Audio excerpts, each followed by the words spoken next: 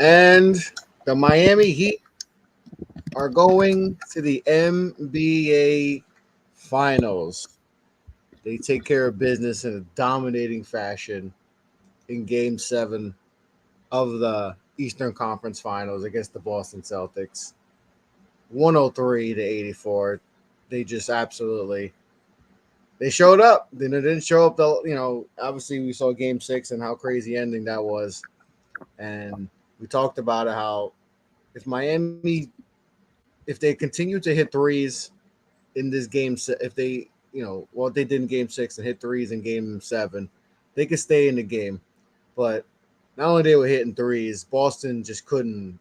They couldn't hit nothing. It was a performance, and then Tatum gets hurt. What, a minute in, less than a minute in the game, hurts, rolls his ankle. It looked like it wasn't as bad. Maybe he could shake it off, but it clearly hobbled him throughout the game, especially in the second half where he was just so gimpy. Jaylen Brown had a miserable game, 8 turnovers, and Caleb Martin had 28. What did Caleb Martin have? Yeah, 28. 28 in a tremendous performance, and the Heat are going to the NBA Finals. We're not talking about them blowing a 3-0 lead to being the first NBA team ever. So the Yankees can't pop the champagne because we still are the last team to blow it. Oh, I think hockey. I don't know. Well, Vegas won tonight, so they didn't blow the 3-0 lead in hockey. Oh, they were up 3-0 too? Yeah. Oh, they it was 3-2, and then they won like 6-0 tonight. Okay. So we won't have. But what happened? Well, why do you think? Why do you think Boston reverted back to games 1 through 3, and are going home? And it never felt like they were, even when they went on like little runs, when they were down 15, 17, 18 points, and they made those. There was only runs. Happens a lot in basketball. The only time it felt real was when Derek White in the third quarter cut it to like 6, and then it was like, okay, maybe. And then Miami called timeout and immediately ran it back out, and you were just like, no. Spo's really good at calling timeouts when before things get crazy. Like it was, I think when you talk about that, it was like an 8-point game. Yeah. And then he calls the time. Like he knows when to use his timeouts and all that, but it never felt like Boston had a shot. They just were over, the offense, which we've talked about Boston's offense and lack of it, because it's kind of just like, all right, Jaylen Brown or Jason Tatum. And in a situation where Jason Tatum is clearly hobbled, now you need Derek White to actually propel the offense and be that lead initiator. And that's not really his game. He can do it, but you need him to scoring. And now not only do you need him scoring, now he had to be a facilitator, because Jaylen Brown clearly couldn't do it because he had 8 turnovers. So it just felt like this offense can never get in sync. And Miami hit enough shots. Caleb Martin hit some big shots. They hit 14 threes. Yeah. They hit the 22nd best 3-point shooting team in the league, hit 14 threes on 28 attempts tonight. Yeah. That's the story of the postseason. It's the story of their postseason is they have somehow elevated these role players into basically championship level first and second options overnight. And Vincent started off 2 of 2 from 3. Yeah, Vincent was bad. Vincent had a bad game 6 coming back off the ankle injury, but he was solid again tonight. And Caleb Martin had 28, and it's probably, I don't know if they've announced it yet, but he's probably winning Eastern Conference Finals MVP. And that was a dude who averaged 9 a game or something in the regular season, and he had, even in the loss, he had 20 and 15 in game 6, and then had 28 and 9 tonight or something like that. So, I mean, they've just found a way to elevate, which we've always known this. Jimmy Butler's not a 1 on a championship team, and they've basically created it to where he's not. They've made it to where he's basically just playing it's a bunch of 2s. So, I don't really know how, you kind of start looking ahead and thinking about it. I don't really know how, if you're Denver or you're Michael Malone, you're just I don't really know what I'm going to do. I guess you put Aaron Gordon, you have to really, it's going to be tough to decide what to do with Aaron Gordon. You're going to guard him you're going to guard Jimmy Butler with Aaron Gordon, or are you going to guard Caleb Martin with Jimmy or with Aaron Gordon. Like, and that is a wild conversation to have. Like, I guess they play Thursday night, so 3 days ahead of the NBA Finals. Like that's a wild conversation to have. We shouldn't be having that conversation. No. And my gut says that KCP will draw Vincent and that Gordon will draw Jimmy, and then they'll put MPJ on Caleb and just hope MPJ tries enough. But it's a wild conversation that you have to have, and if MPJ starts getting fried, then all of a sudden you have to switch it up. But I will say this though, and I've already been, because the game was never close, so I've already been looking at it because I'm an analytical mind and I'm a betting mind, and that's just how I am. And I will say this: they're not going to be able to play any zone in this next series. The Nuggets have been the best zone offense in the NBA for like the last 3 years running. So, especially with Jokic is passing. Mm-hmm. They're not going to be able to do it. So, and I don't think man-to-man, I think, and really man-to-man, I think they're in trouble too because Bam can't guard Jokic. And Jimmy kind of is out of place there. Like, he's going to guard MPJ, but I don't know. They may throw him on Jamal Murray, to be honest. But yeah, I think you're gonna have to throw Jimmy at Jamal Murray. But again, like, Jimmy got cooked as a point of attack defender a lot in this series. Like, in tonight, they didn't, and tonight they really didn't give him a chance. Caleb Martin guarded Tatum even injured for the entire game. So we'll see. I don't really know how Miami matches up with Denver. Like, I don't really know how they figure this out. But the fact that we're having the conversation is a testament to Spoelstra, and Pat Riley is going to sign some more undrafted guys and tell Spo to do it again next year. It is crazy. Like, they were up 3-0 against this team. Obviously, they blow it. Boston wins 3 in a row, but then they revert back to the team that was up 3-0 and dominated this game. And it's just really crazy how they've gotten to this point with a team that's not, they don't have a bunch of, high paid guys other than Jimmy and Bam and all that. And a lot of their high paid guys like Duncan and Bam was awful again. Bam wasn't good. He wasn't good today. He was horrible. And, and they're in the finals as the 8 seed. We talked about it so many times. It's just crazy how they even happen. I wonder how the story changes if they revert to basically the team that lost to Atlanta in the finals. Because now they have a few days off. You're not playing every other day anymore. You've got to sit, and maybe those shooting strokes cool off where you're kind of sit and you're not stable. You're still getting shots up. They'll be in Denver tomorrow, I'm sure, but maybe tonight. But it'll be interesting to see just kind of how they play. And I wonder what the story on this Heat team is at the end of the season if they revert back and just get blown to hell in the finals. If you're a Heat fan and you're like, all right, so now I know what I watched in rounds 1 through 3 basically wasn't real. And so now what? Because in Pat Riley's mind, he's already thinking like, yeah, we really just need one dude. But this is going to be the first team they played out of, Milwaukee, New York, Boston. This is the one team that is actually going to run offense and can kill you in multiple ways on offense. And it's the first series it's the first series where Spo doesn't have a significant advantage. You can argue that he has an advantage, but he's not going to coach circles around Michael Malone. No, because Spo coached circles around Bud, no question. Which a lot of what happened in Milwaukee, Bud's brother dies, Giannis only plays 2 games basically. That's just kind of a weird deal. But he coached circles around Bud in that series. Obviously, Tibbs was a joke. And then obviously Missoula just wanted to have fun, like he told the team before Game 7 in the locker room. But yeah, this will be the first time. And Denver also kind of has that mentality that Miami has in a lot of ways. It's kind of like when they asked Jokic after he won the Western Conference Finals, and they're like, "Yeah, man, what's this mean to you?" And he was like, "Nothing." So they've got a lot of that same mentality. A lot of those things those narratives that have been created about Miami, they have this dog in them and all this stuff. And Spo with the coaching stuff, who they were trying to fire 3 weeks ago. a lot of those like narratives, like Denver's going to actually be able to match up really well in those areas, I think. So No, you're right. They really are.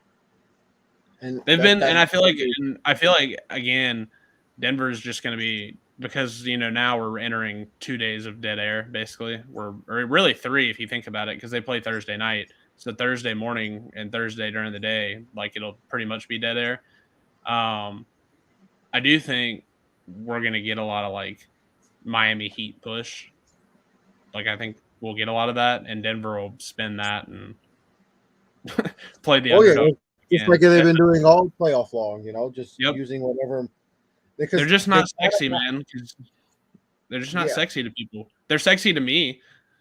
Oh, for us, yeah, like you appreciate that, and for Miami and TNT just posted up like for them to win, in order for them to win the game, to have a chance in this series against Denver, Denver doesn't have a bench really, right?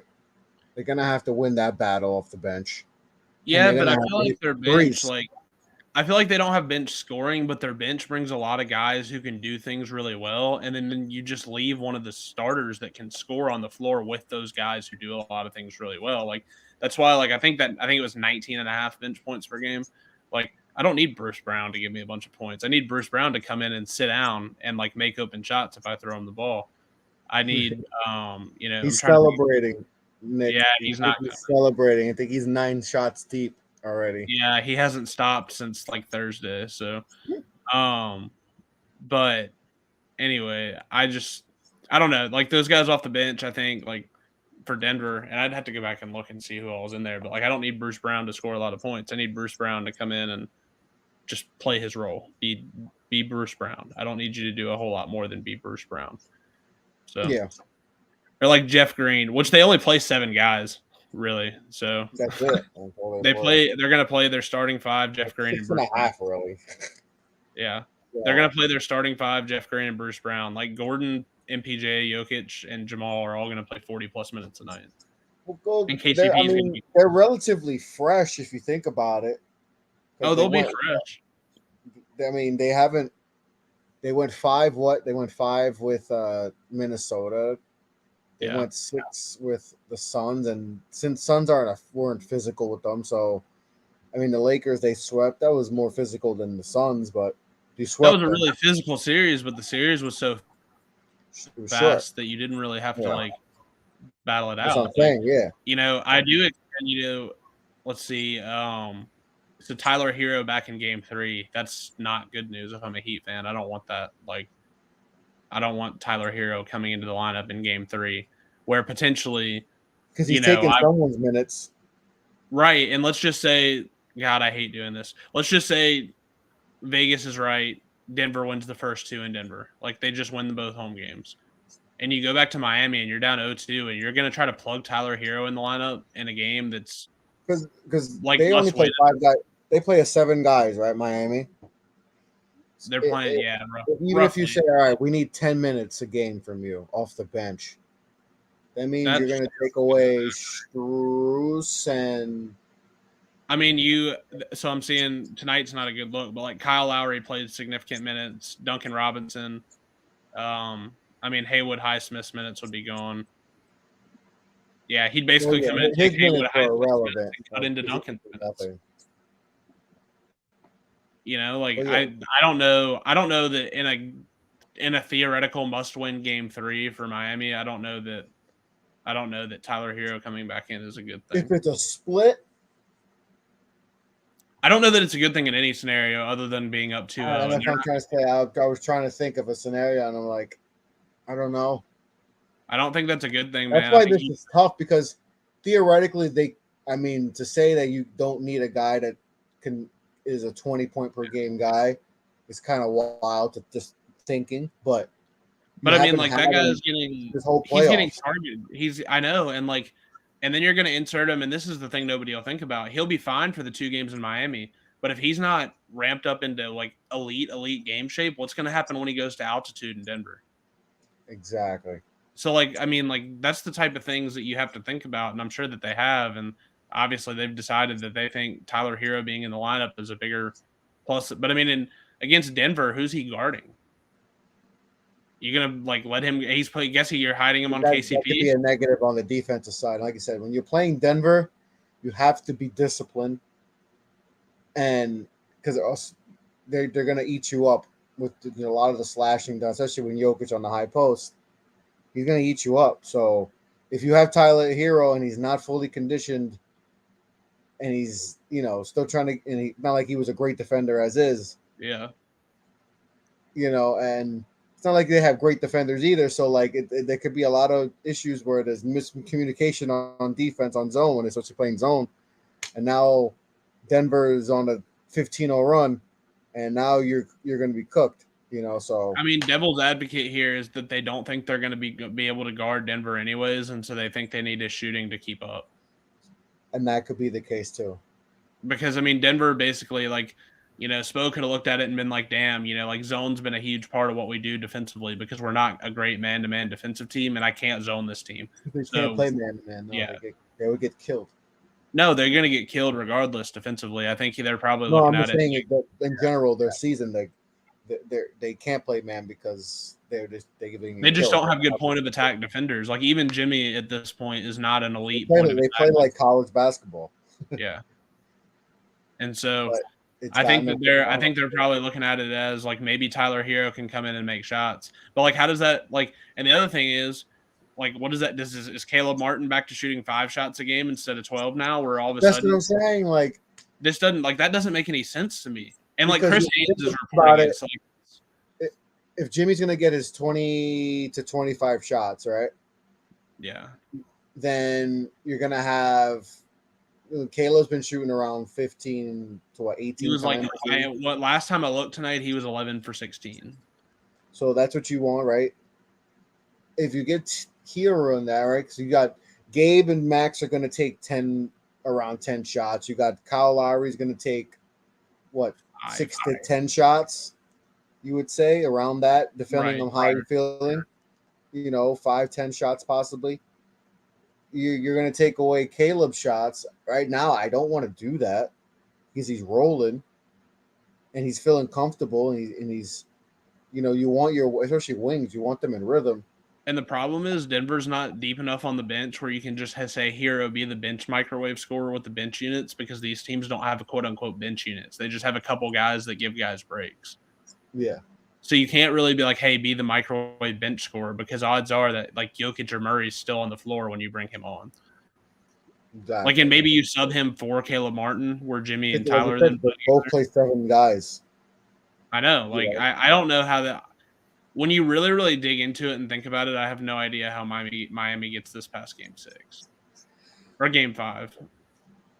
Excuse me, but I don't want to sound like a hater. I am a hater. Miami, I've won against Miami every series, but so have I, but I've embraced it. I think you think the same way I'm thinking. I'm like, I don't think they have a shot in hell. No, like I'm at like, but I've it's not me being a hater, just the match. I think this is the worst out of all the like we mentioned, out of all the matchups they had, Milwaukee, New York, Boston. This is the one team that can eat you up in so many ways. But when Giannis got hurt, I could be like, and they won Game 1, you can be like, all right, like if Giannis is going to be out, it's like, okay, I can see it. With the Knicks, you could see it even if you didn't want to see it. You could see how it could happen. You knew how it could happen. And with Boston, even though they were like, you understood that Missoula was probably going to get coach circles around and that was problematic. And that Miami would at least have, a shot. And now I didn't pick them in any of the 3, but you were like, but this one is the first one where I'm like, all right, like, is there any, like, does Miami have a single advantage in this series anywhere? No. I mean, like you would argue Jimmy over MPJ, but like the way that he's been playing, I don't know. That's really not just the way the two have been playing. That's not like a significant advantage. It's going to be because it's like, you can't doubt. I got mad. I looked at the box score. Jimmy must have stayed in up 30 and fixed his shooting percentage because he was like, I tuned out when they were up 30 and he was like 9 for 24 or something. And then like 12 for 28 or something. Yeah, he hit like 3 shots per run came out. Just like we said, he can't play Like, and obviously he didn't play the same way he played in last game. No, but he was still not good tonight. But he wasn't good though. No. He wasn't good, and he really Although, can't and play. that will very much upset people if you say it. But Yeah. he was not good for like 5 straight games. No, I had it he saved. obviously wasn't as bad as last game because last game he was like really, really, really bad. But he's lucky that Caleb played great again, and Boston just absolutely just they shit the bed, and obviously the Tatum ankle injury was a big thing, but even if he was healthy, Yeah. the way the game was going, it was just that in 2 games, the last 2 games, game 6, game 7, 2 threes made by Jalen and Tatum. Yeah, I mean, a lot of that too, man. Though, like you can 9 look of at 42 from 3. a lot of 9 it of came 40. down. A lot of it came down to just missing open shots too. It's not like a lot of times That's what I'm saying. They had good looks. They just didn't hit them. It's the Miami Magic, man. And Boston needed Smart or Grant Williams off the bench, or you knew you weren't gonna get much from Brogdon. Brogdon didn't look right all series, and you knew you weren't gonna get much even in limited minutes. Yeah, so Jimmy's last 5 now, including tonight, he had 16 on 5 out of 13 shooting. The next game he went 9 for 21. He had 14 in game 5. And then game 6 was his 5 for 21 where Spoelstra pulled him off Tatum because he couldn't guard him, and then he had tonight. Like he really he's just not been very good. Like it legitimately has been the Caleb Martin show. I thought Caleb was gonna win the Eastern Conference Player, the Eastern Conference MVP. Did they give it to Butler? Yeah, it went to Butler. Oh my God! I told you in the second quarter they were gonna do it. It went to Butler. Yeah, they gave it to him after the celebration. I told you as soon as the Heat took control, the public loves him, man. The public loves him. And I don't You know he was gonna win it. Yep. Even best player on the team, he was gonna win it, and even though the percentages weren't good, I was like, he's gonna win it. He shot 42%, 30 rounded off, 35% from 3, shot 83% from the free throw line, averaged 7.5 rebounds, 6 assists, almost 2.5 steals a game, averaged near 25 a game essentially. But this is why you have to watch the games, man. Because he didn't go over 25 tonight until the Heat were up 30, and he basically scored on Sam Hauser a good bit and ran his numbers up. And game 6, he was all for 3 quarters and basically started playing with 5 minutes left. And Caleb shot 60% from the field, which is really impressive. 114% from 3. 49% from 3 off 6 threes a game. So it wasn't like he shot 2. That's a nice amount of threes. Yeah. If you shoot 6 a game, to shoot 50% damn near. 87% from the line. Didn't get to the line a lot. Only got there, I think 8 times. So, but he hit most of them, and had averaged 6.5 rebounds a game, a steal a game. Played solid defense. I thought it was a good chance he was going to win it. I knew he wasn't, but I was like, if they gave it to him, it's like that's very deserving because he kept them in the game in game 6. From that being an absolute blow, it could have been a blowout if it wasn't for him. I know it wasn't about a buzzer, but that game could have got out of hand if Caleb's not having a good game. And this game, he set the tone early, hit big shots, and he killed a lot of Boston's momentum when they were, trying to get back into the game. I think Boston at one point they got into 7, and that's when he hit that, he pump fake and it goes to the side and hits a 3-pointer, step back 3-pointer he hit, that made it back to a 10-point game. but he hit some big shots. So I wouldn't have been surprised, but Jimmy won it. But at the end of the day, Tonight was the first game the Celtics didn't score 90 points for the entire season. they played their worst game of the year in the most important game of the season at that point. And it's just like, if you're Boston, if you're Brad Stevens, what do you do? Because there's three different mindsets in this series. There's the down 3-0-3, then we're up. Now we're tied to series 3-up, and then we get smacked at home in a game 7, score the least amount of points they probably scored all season, or definitely in the postseason. And it's just like, what the heck? Like in the regular season, the Miami Heat had 8 games where they made 45% or higher from 3, and they did it 4 times in this series alone. They're literally just running. They're just running an all-time heater, man. Boston, their defense. And don't get me wrong, that absolutely speaks to Boston's failures as much as Miami's success. Yeah, because their defense definitely took a hit this year. Ime had that defense number 1. I mean, they were playing at some point like absolutely killer defense last year. Once it turned 2022, they were the number 1 defense, and they didn't have that same intensity on defense, and I don't know if it was simply because Ime wasn't there and all that, and it's just they never had that. Marcus Smart didn't look like the defensive player of the year this year. Robert Williams up and down, just the injuries and all that, him in and out of the lineup. Tatum didn't have the same. Tatum and Brown just didn't play the same defense this season. Mm-mm. And you got to figure it out. You have to wonder, can we run it back again?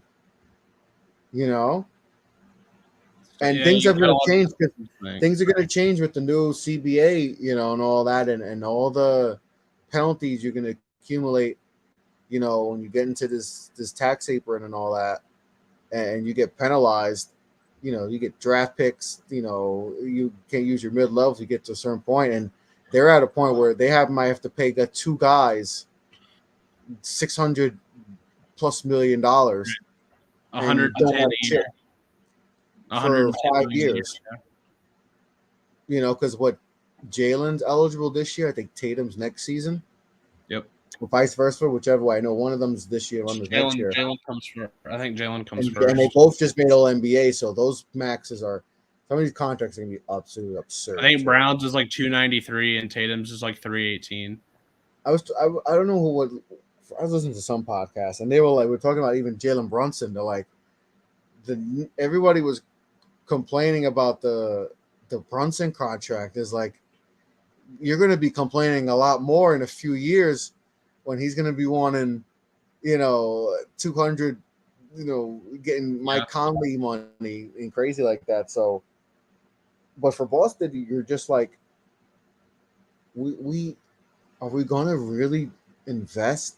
I'm not even thinking about Tatum. Tatum's a good guy, but Brown is the guy. We're going to give this guy $200+ million, and he's going to end up. And like, I think the popular stance is that he's just going to end up on the Hawks and be the mediocre, like an Atlanta Hawks. But like, what's Atlanta going to give him for him? Because all their draft picks are with me. So, San Antonio. I'm sure that's what they'd like to do, but really no way to do it. Oh, then because now it's like Grant Williams. What do you do with Grant Williams? Let him go. You let him go, okay. Let me pull up these their contracts. Because Grant Williams is unrestricted, right? So he's gone, right? Probably. He's probably gone. Where's the Boston Celtics? All right. So what's Brogdon's deal? I'm not sure. I'll pull it up. So you got Brogdon on the books till 25. He's at a reasonable number at 22. I will say this: his injury hurt them a lot in this series. They needed his scoring a lot. That's another, because he basically gave them nothing. Well, yeah, That injury. he hurt that damn hand. Well, it was like a tendon, right? He hurt the It was like tendon. he tore a tendon in his hand. Well, just imagine like you know, it's, you can't shoot at all. Like it's just the pain in there, and it's just I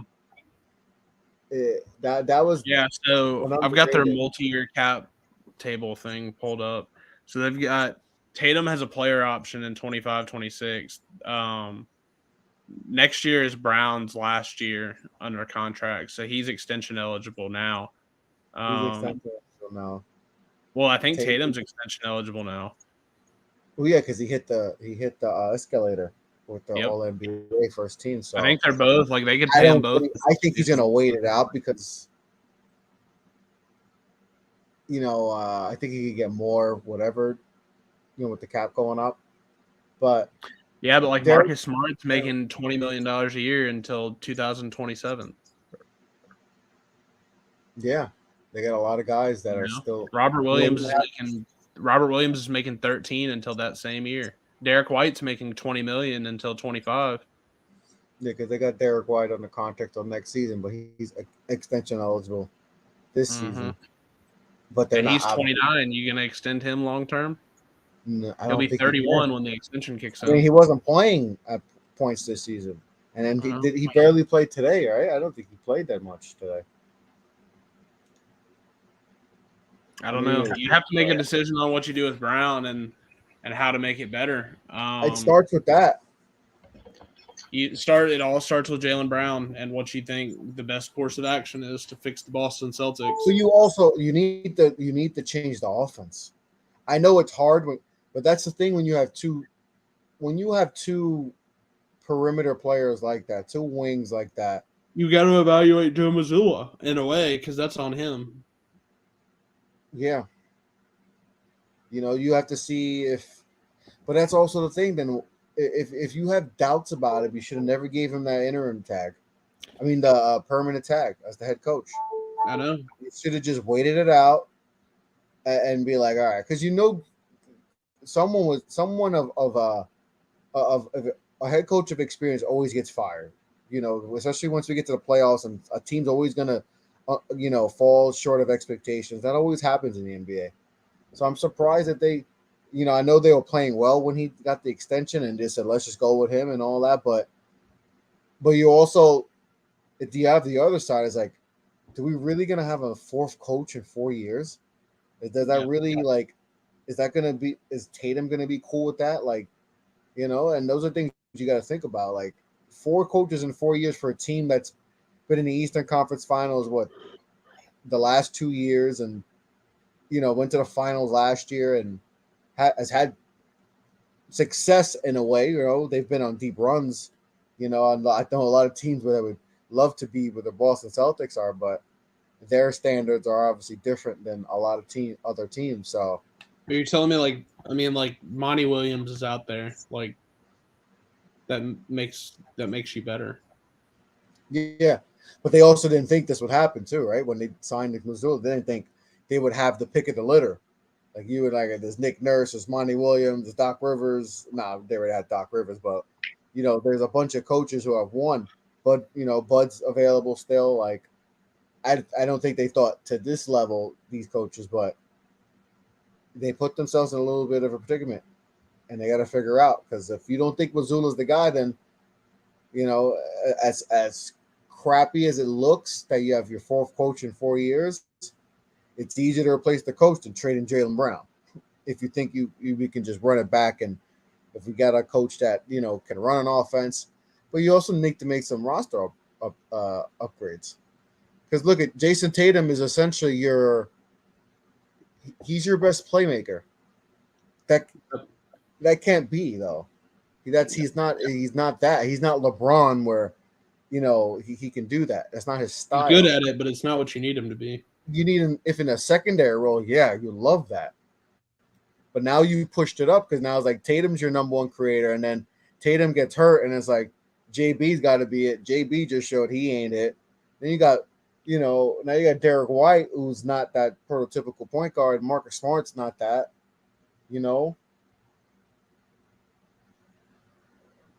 it's you got to change something. The Brogdon thing really did hurt them a lot. That but then it's like you got Al Horford who's aging and didn't look good. Robert Williams only played 14 minutes this game, and he's had injury history. And he's very DeAndre Jordan-esque, man. Like he is what he is. He is what he is. He's not gonna suddenly get a little jumper, little 14-footer. So like you may think that he may just be good enough to come off the bench or something. Yep. And just play 15, 20 minutes. Or at like $13 or $14 million a year coming off the bench.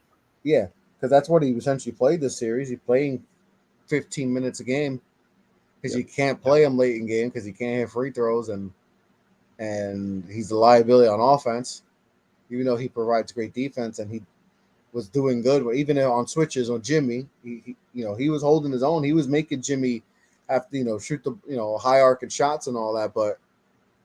He is what he is, especially if you don't have a point guard that can, have him be a rim runner, pick the rolls and all that. You don't have a point guard with him, then he's kind of it's kind of useless.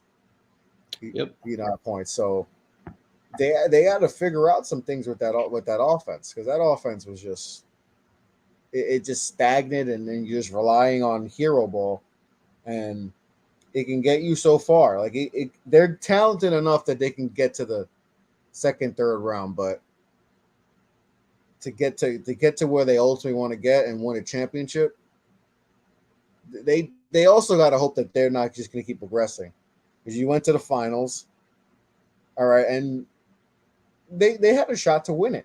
They had a shot to win the NBA championship, and then this year you lose. You still gotta look at, damn, we were down 3-0. Why? Yep. Why the hell? We were better than them. Then we showed it the next two games, right? We dominated them. We did the little things. Like you led for the entire game in Game 6. You just kind of threw it away, and it's like, why are we throwing games against that 8 seed? And then we don't show up in our own building. It's like just a weird team. Yep. It's just a weird team you can't figure out. It's a team that doesn't have enough alphas, man. Like, I'm talking locker room alphas, not on-court alphas. They very much need someone to, keep everything in check, and they just don't have a dude. Like, they don't have those vets, those type of, like, there's vets, and then there's the vets you need to get in your ass. Yeah. Like, just because you have a bunch of 10-year guys, like they had Blake Griffin but those guys aren't going to be rah-rah and get into your face and all that. Like, you need some of those dudes.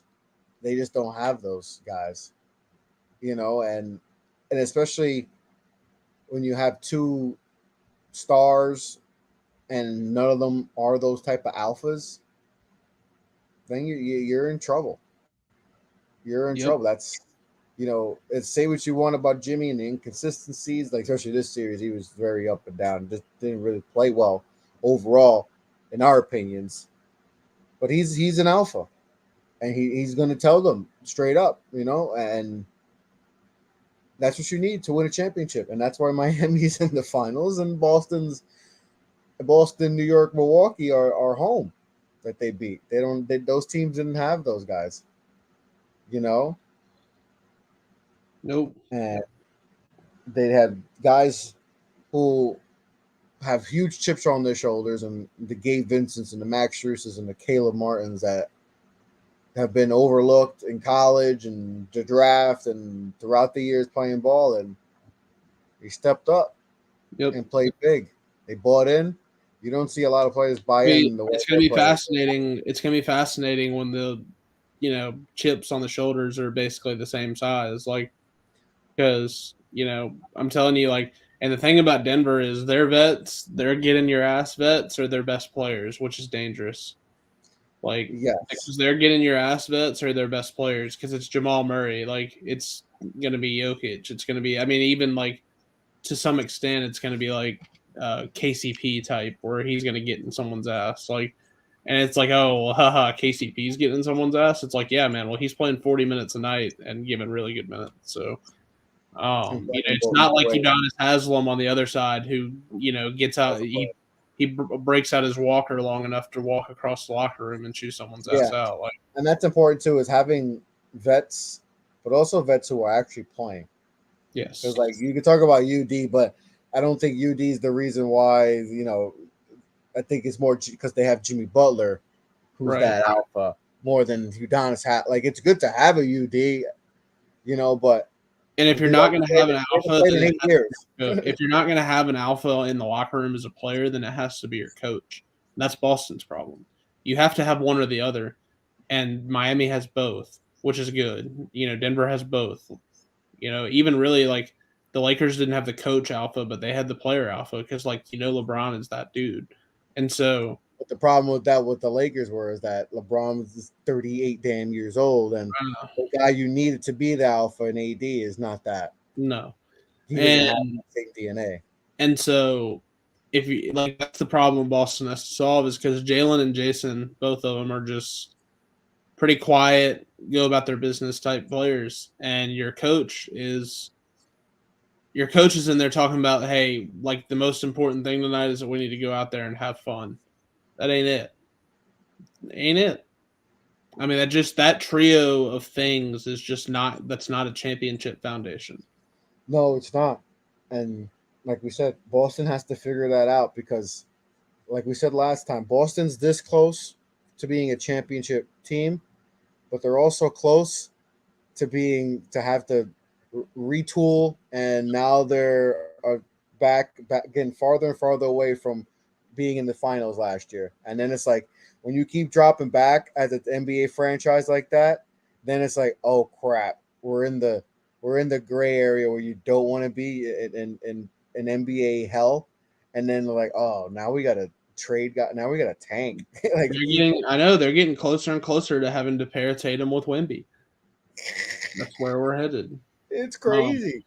But in all seriousness, they really need like the Greg Popovich type coach who, after a poor performance, will go into the media room, just rip everybody's ass to the media for 5 minutes and then just not take questions and slam the door and go home.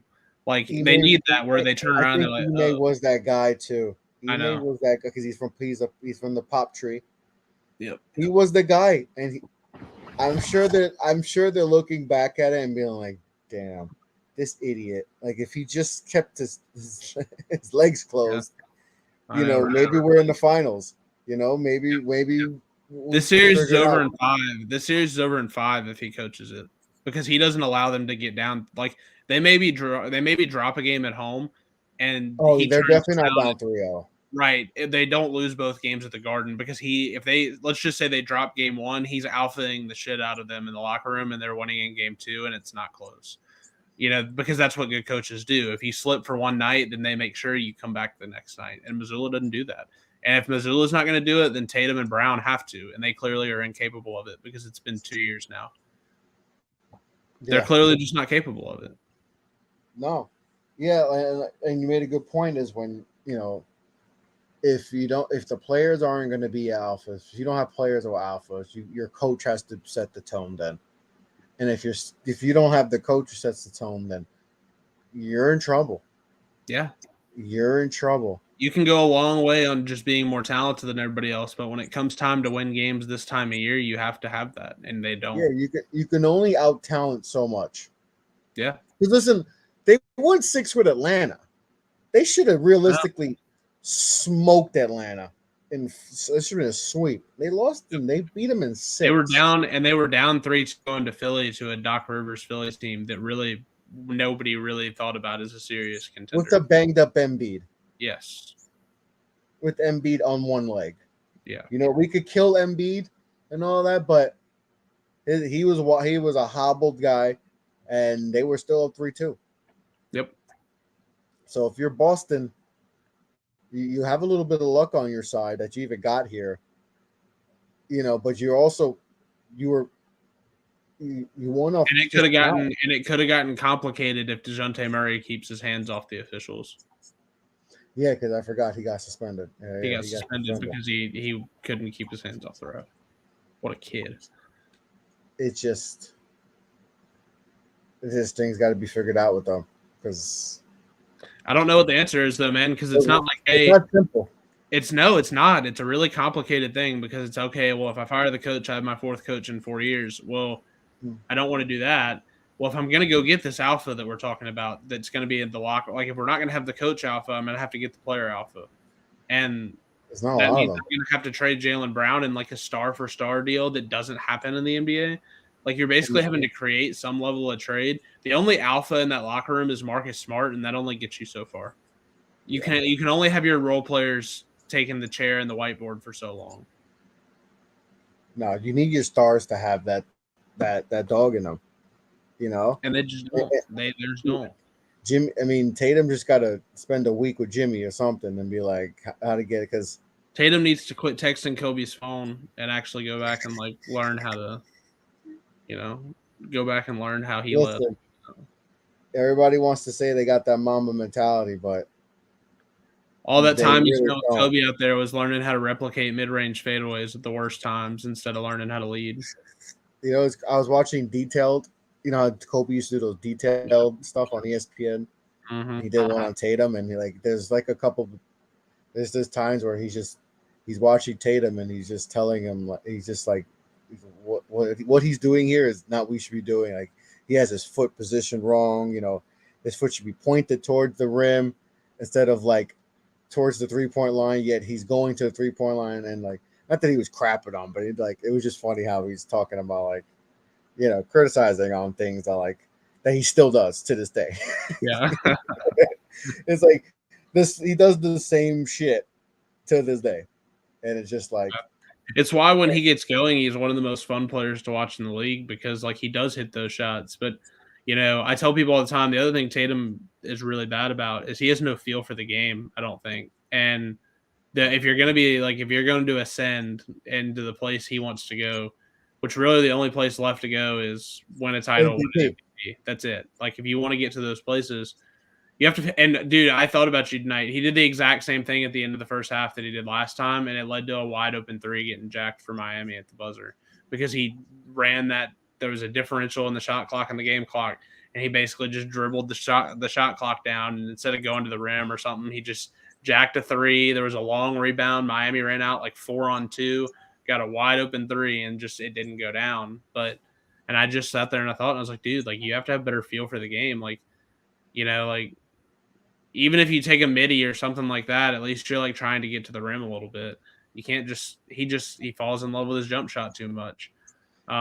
There's just things he has to get better at, and like he's 24 years old, he's got time. Like he's gonna get better still, I think. And Because some there's of that another stuff, level he can get. And like we just said, it's being yeah, an MVP. Like, and so that means you can get to that level because we know you can do it. But now because and like you said, he's 24, right? So obviously he can get better, right? We've seen guys, 26, 27, truly hit their prime but he's at the level where, we're talking about superstardom, right? You're almost at superstar level. So yeah, you're going to be held to different standards, and because we know you can do it. And it's just some things in this game is just like, dude, why don't you get to the you should be Jimmy Butler knows his deficiencies, right? He's not taking a lot of threes unless he feels and all that. He's getting to the basket. I want him to do more of that. Do what James Harden does and get to the free throw line 18. Do what Embiid does. Get to the free throw line 18, 19, 20 times, to get easier shots. And now they're just going to make your outside game that much more easier. Instead, you want to take step back threes and all that. And it's like, come on, dude. Especially when you're not hitting them, which he hasn't done. Like it's I yeah. don't know. It's he's got to make little tweaks in his game because He has to he, learn how to feel, and he that's was a an hard thing to MVP. get He was the through. MVP at one point this year. Yeah, Like he and that's looked a like he hard was going to win it. that feel that we're talking about. That's a hard thing to gain because that's not one that you get in the gym and find. Like It's that's a something hard you thing to have. gain. It's like you just have it. Like some hoopers just have it, and some people just don't, and he just doesn't. And so like he has to find a way to try to develop that skill. But And there's also just the way the team's constructed too. He doesn't have that point guard that's going to put him in the right spots. Put yeah, him but in, even in like isolation, man, like he just doesn't take the right shots at the right times. Like yeah, it's of like we course. were just talking about. Like you're taking these late shot clock, late game threes that lead to opportunities. Like they actually make your teammates worse because you're not even giving them a chance to get back and get the defense set. Like I would rather you run over someone and get a charge late in the quarter than I would you jack a long three and create a transition opportunity, because at least that means, hey, we're going to go back the other way. Our defense is at least going to get set with 8 seconds on the clock and we can guard for 8 seconds. And so I just don't think he has any feel, which I think contributes a lot to why Boston doesn't play well late in the fourth quarter, is because their best player has no feel and their second best player can't dribble. And he's not that he's not that playmaker. No, That knows how to find a guy who's cutting to the basket and all that. He or doesn't like have. he can do it, but he just like in his brain it doesn't He function. really can too. He can. Yeah, But you know what reminds me of Carmelo Anthony, yeah, because everybody said the same thing about Carmelo Anthony. Like, yeah. dude, you like you can pass the ball. We've seen you make high level passes. That's in your game. Some guys just don't know how to get it out of them. He trusts himself shooting an 18-footer more than he trusts his teammate taking a Carmelo layup. Anthony. It's Carmelo. He might go through the Carmelo Anthony stage. We might be witnessing it because we thought Melo was going to be the star, a superstar, right? Like people telling him he's a superstar and all, and finish near him, top 4 in MVPs and all that, and then it solely goes away. Like he's 24-5. You're like, oh, he's gonna get it, and he goes to the Knicks. It's like, oh, he's gonna get it, and it's just like he's 31, 32, 33, and it's like, oh, it's not there. Now you're getting bounced in the first round, or you're losing 50 games, and it's like, oh, I can't even take over a game anymore, even with my play, my scoring ability. And Yeah, then you're near 19, and nobody wants you, and you're gone. It yeah, could be the Carmelo Anthony path, and yeah, it could be. This is just who he is.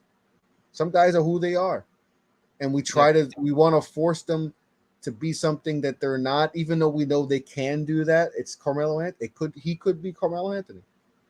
yeah. Like No, we know that there's a world where Carmelo Anthony is averaging 28 a game, 9 rebounds, maybe 10 rebounds, 7, 8 assists. There's a world, but he just never wanted to be that. He just wanted to play his style of basketball, ISO basketball, and feel like he could win games on his own and not trust. And this, we could be witnessing the same thing with Jason Tatum. very much so. I mean, yeah. I mean, People unless crowned him, he, or people crowned him, right? And I love Jason Tatum. I love him as a player, Duke guy. Everybody knows that, but yeah, it yeah, just could be the case where if we crowned him so early, thinking that he was going to be the next superstar, and thinking he's he's knocking on the door of superstardom, and it's kind of like Carmelo Anthony. We thought he was there, and your interpretation of superstar, whatever that is, but we thought he was there, and then you just go through the years, and you're just like, oh my god, it's year 10, and it's like, oh, we're it's like with Melo with the Knicks. It's like we glorified the year we went to the second round of the playoffs, and we're thinking that he deserves his jersey retired off a second round appearance. Now Tatum's done a lot more. Tatum's done a lot more in his career than Melo has, as far as winning. yeah, Already, and he's not even 20, 24, 25 years old, but he could still go through that path where it's just like you crown the guy early, and last year may have been his only shot. and it's just like, and that's why you got to capitalize on those opportunities. I've kind of flipped on this over the course of the year, just because this had nothing to do with the Celtics. We were having a conversation about the Grizzlies, and I just was like, and I was debating with a few Grizzlies fans as to why or why not you make the trade for like an OG Anunoby, like that star or that wing that you're looking for, or maybe a Mikal Bridges at the time or whatever. And you're just like, oh, and like my case for the longest was no, like you've got two young players, like you've got a window here. Like when you cash the chips, you need to make sure that it's the guy, and like you need to make sure he's the last piece on a championship team. And now I'm kind of at the point where I'm like, yeah, maybe not. Like you may have to just do it because like winning championships is hard, getting to finals is hard, and you never know when you're going to have another chance. You And may never especially if get you're there a small again. market team, you never know when your star is just going to wake up one morning and decide he wants to play for the Lakers. And so, not to make this totally about a different franchise, but I mean, I guess this applies to really like, 16 out of or 18 out of 30 teams in the league, but just kind of goes to show you like, and Boston's not a small market, but maybe going through some of the same stuff where it's like, hey, like last year may have been your chance and you thought Brogdon was the guy to complete the puzzle, and it turned out he wasn't. Or maybe he was, and just him being hurt changed that. But The injury this series hurt a lot.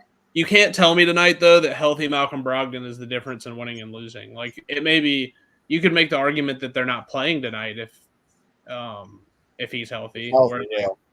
I think that's more of the case than tonight was just like they couldn't hit nothing. Like it's the first half just destroyed. I mean, they had 41 points in the first half and shot what? They felt like they missed everything. I mean, I know they missed their first 13 threes, so it's very rocket. And it's just like they're gonna watch the film and like you don't lose the game in the first half, but it definitely doesn't help that you struggled so bad in the first half and then it just affect. Well, and it's like you say the first quarter, like when you don't lose the game in the first quarter, but if you're down 15, 20 points, and you got to use all that energy in the second half and all that. Like, if you play like that in the first half, you have to set the tone right from the jump in the third quarter. And I think they let Jimmy Butler walk into a three to start the third quarter. Like, yeah, and they made it to a 15-point game, a 14-point game. Yeah, like it went from reasonable. Hey, like we played probably our worst half of the season and we're only down 12 or whatever it was. To 11, yeah. And then you let them walk into like back-to-back threes to open the second half, and now you're down almost 20, and it's like, okay, well now that's gone. Now it's just now we're letting Duncan Robinson, get off curls and get wide open layups and stuff. Yeah, and it's just like, when that starts happening, it's like, all right, things are just getting out of hand because now we're not even trying defensively now because that should not.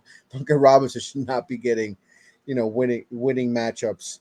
Off curls and stuff and cutting, that's just not what's supposed to be happening. But they let it happen, and they got to figure shit out because that window. Denver won't let that happen at any point. Like, and that's the thing. Like, I think Denver may win a couple games by 20 plus in the finals, and that Miami's wins in the finals will be absolute like scrappy, like surviving until the end. Like, I just think Denver's a grittier, more concentrated, more focused group than Boston was. And like you said before, you made a good point. Denver has that big chip just the way Miami does. So Miami's playing a team that everybody has been counting out the same way everybody's been counting out Miami. So now they're not playing against a team that's just all talent like the three teams they played before. Now they're playing a team that's like, hey, yo, we got one guy, we got one all-star, and he happens to be a two-time MVP and probably should have won. I mean, and imagine, dude, Malone has a chip. Malone's listening to all this shit on the TV, like, oh, is Spo the best coach ever? Like, is Spo the best coach of whatever? Is he the best coach in the league today? And Malone just sitting there and is like, all right, man, I won my series at 4. I didn't blow a 3-0 lead. Exactly. Like, why do I get like? Why do I get LeBron? I beat LeBron and AD. I beat LeBron and AD, KD and Book and Ant and Cat. Yeah, but KD and Book in the second round and whatever Minnesota. But Spo's awesome because he beat Jalen Brunson and Julius Randle. Hobbled Giannis. But those are and it's not even sound because it may sound like you're being a hater and all that, but it's it's not a dig at Miami, but Malone's looking at it like, dude, what do I have to do to get the credit that he's getting? Exactly. That's how I'm trying to see it. I'm not trying to sound like a hater. Spo deserves all the credit in the world, but it's like Malone at the same time is like has gotten basically no credit for doing probably something more impressive, which is keeping a young group of players together after failure and failure and failure and failure and coaching them to persist and keep going. And then they get in and it's like, well, shit. The West is wide open and that's a really weak 1 seed up there. That's how it was perceived. Like that's a weak 1 seed. We can get that 1 seed. Because remember when the Lakers could have lost that play-in game and they would have been playing for the 8 seed and people were like, they tanking to get Denver? Did the Lakers lose this game to play the Nuggets, the 8 seed, to play Denver as the 1 seed? And I was like, what? Yeah. Because like I said, like I said last show, I wasn't a believer for half of the season with Denver. And then when people started just like, they're not that good, they're blah, blah, blah. I started just like, and I started watching more Nuggets games and being like, no, they're actually, this is if they're ever going to have a year to win it or get to the finals, I think this might be the year, because the way the West was this year, so up and down and all that, I was like, they would kill the Lakers actually. Like the Lakers would probably get far. They played Memphis and all. I was like, Denver's gonna, and like when they beat Minnesota, right? Then they go play the Suns are gonna win. They got KD and Book. I was like, yeah. I was like, they have no size though and no bench. I was like, Denver's gonna eat them alive.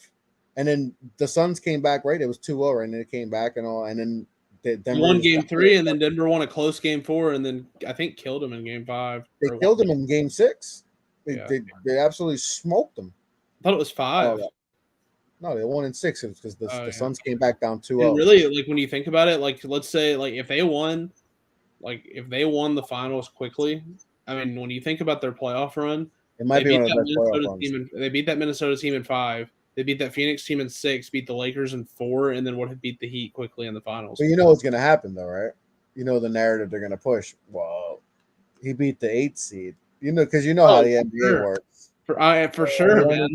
He had to beat the 8 seed to win a championship. It's like, well, then blame Giannis and company for losing in the first round. Blame New York. Blame the Celtics. Giannis, the Knicks, and Tatum and Brown both had their shots and came up short. So don't blame them. Hey, he beats them, and they might say, "Well, he has to sweep them for us to be like."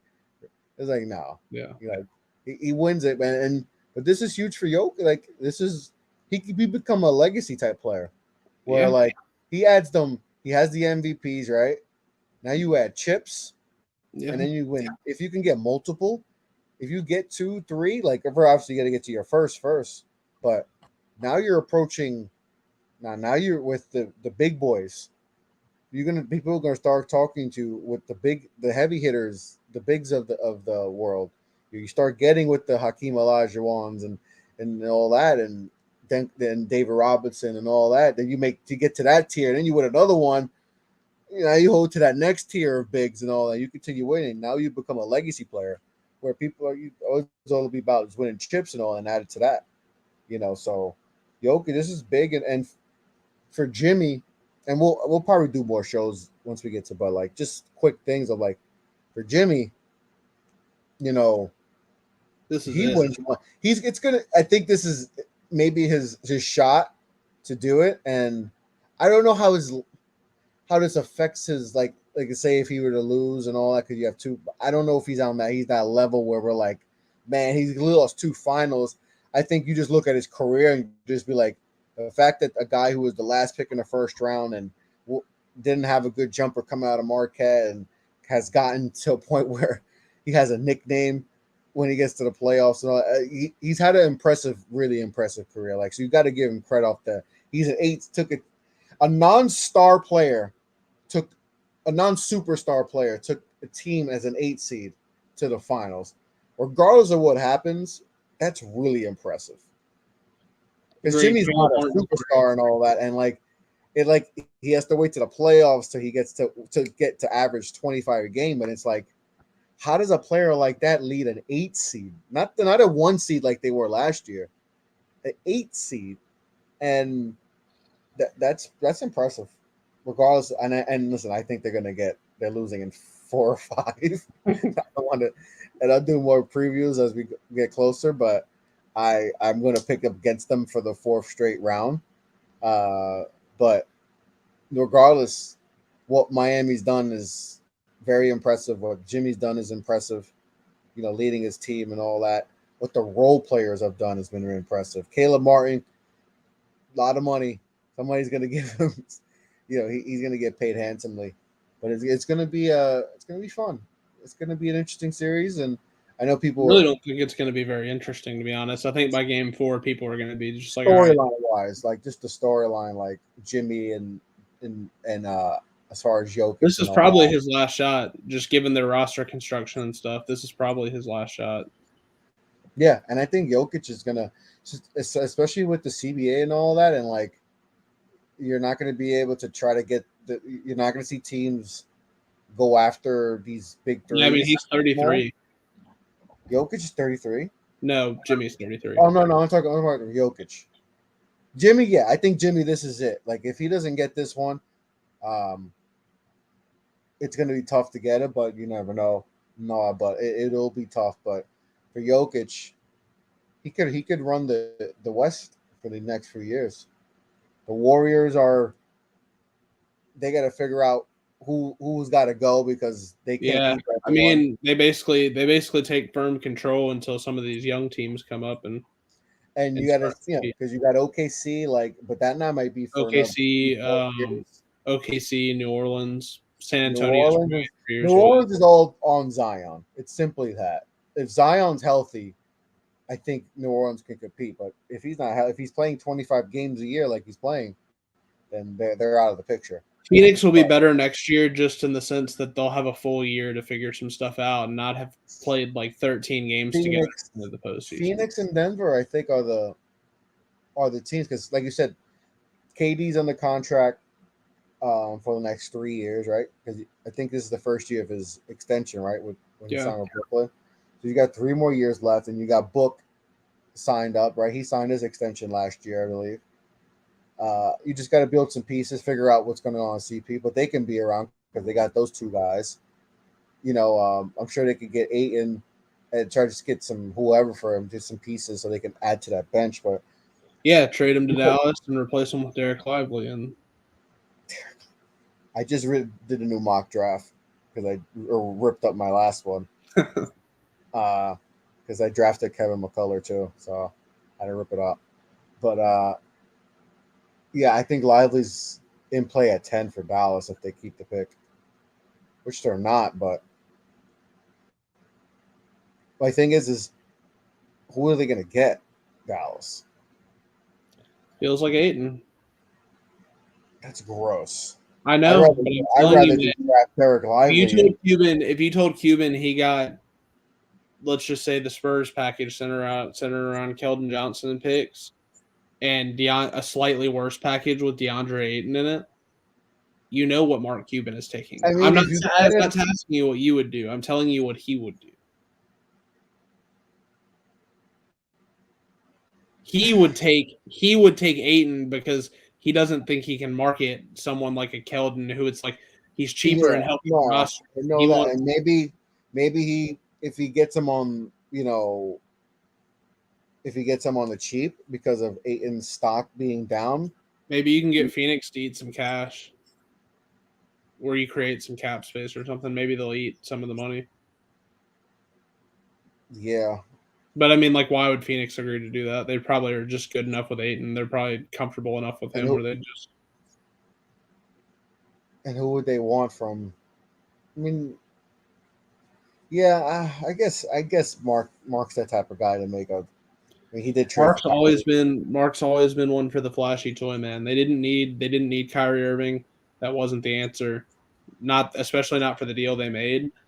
And he did it because he saw dollar signs and he saw flashy new toy, and he was desperate. Yeah, he's also desperate. So know what that's the best GM to deal with is a desperate GM. Well, not that he's the GM, but He's the owner, but he's a Yeah, but desperate. that like when those conversations start getting had, Nico may make the phone call, but Cuban's sitting in the desk chair across, and it's on conference call, like, and they're just like he's just listening, and it's like, all right, like, he's Yeah. approving everything, and so I think with that, that's why that's why I'm very much pushing San Antonio, like, hey, how about you call him? You can probably fleece him. You can probably fleece him because they'll probably give you future picks if you give them the right player. They Yeah. could really use a Devin Vassell ish. They really just need like 3-and-D guys, and then They don't need a big name. Like no, they don't. they just need a piece that's just gonna who's just a good basketball player. They They just need need good good basketball. basketball players. Who'd be awesome on that team? Dorian Finney-Smith. Hey, he really would have. They needed a guy like that. um, A but big yeah, wing that can they need defend. some guys. They need to find their. They They were need they were they were relying on Max. They were like, oh, once we get Maxi Kleber, we're gonna be fine. It's like They need to find. They need to find, and not positionally, but just this type of player. They need to find their KCP and Aaron Gordons. Like they need to find those basketball players. They need to find those guys that are going to be in those starting that's how five. you're gonna win. That's how you win in this league Yeah, is finding those guys and putting those. That's why the Lakers won.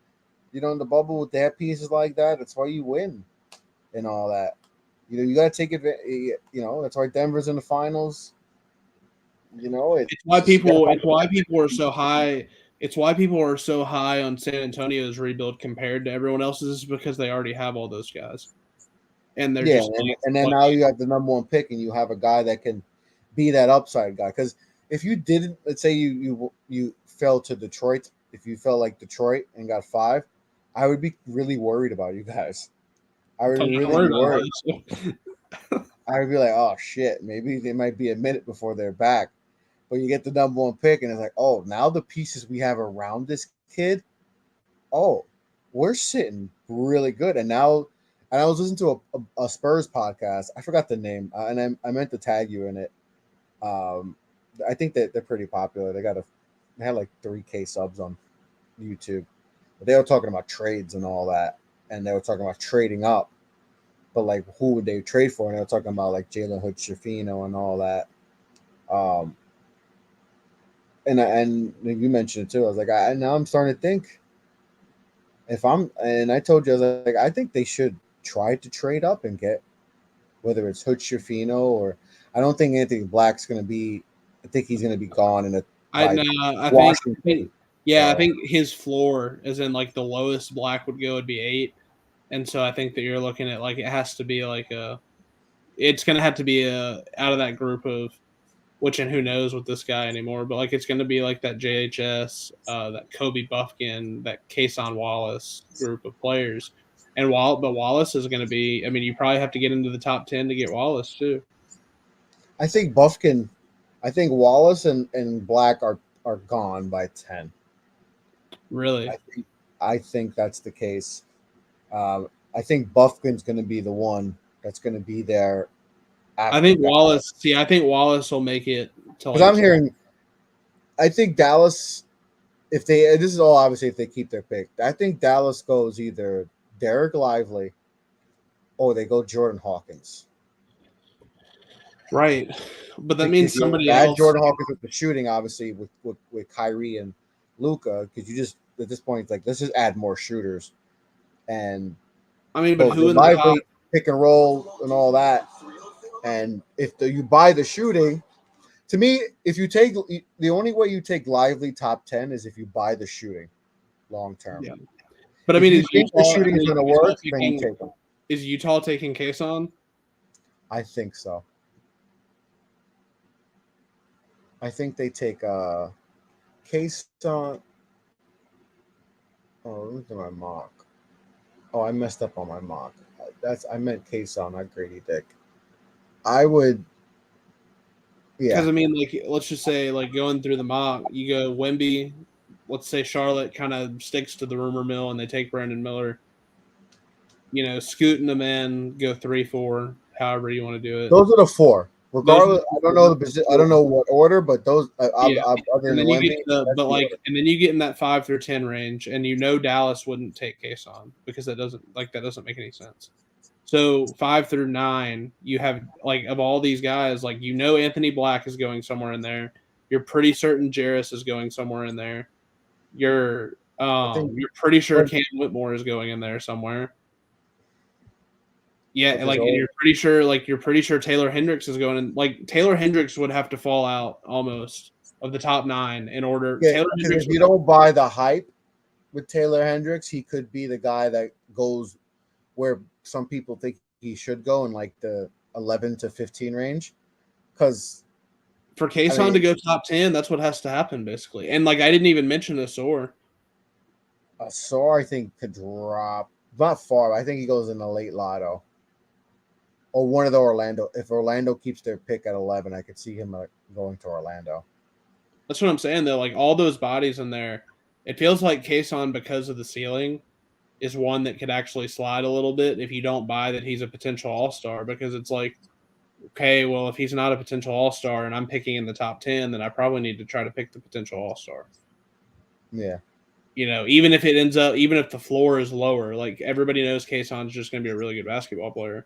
That's where I'm kind of like, I think if you can get to 10 and Utah sitting there, which Utah could always do funny, weird stuff too, especially with Ainge. Like you really never know. And like even and really like I've heard somewhat that OKC is really fixated on Bilal, and so if he doesn't go 10, Uh, 11, a lot of I've seen a billion mocks, including mine, and Bilal and OKC are like shaking hands. It's just like already. yeah.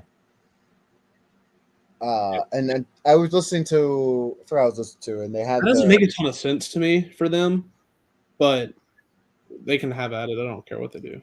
yeah, maybe because of developmental and all that, and Yeah, especially I don't know how they feel about what's his face, who's the guy they just signed, Lou Dort, yeah. long term, because they gave him what $90 million, and Koulibaly could just if they try to trade him, because I'm sure a team is going to look at Dort and be like, we could use Dort, and they'd be like, yeah, take him, and we'll just put Koulibaly and we'll just make him that guy because he's going to lock up. Yep. It's just a matter of the shot comes around. He's going to lock up from the jump. You just got to see if the shot. It's just like with Ryan Rupert too. It's the same shit.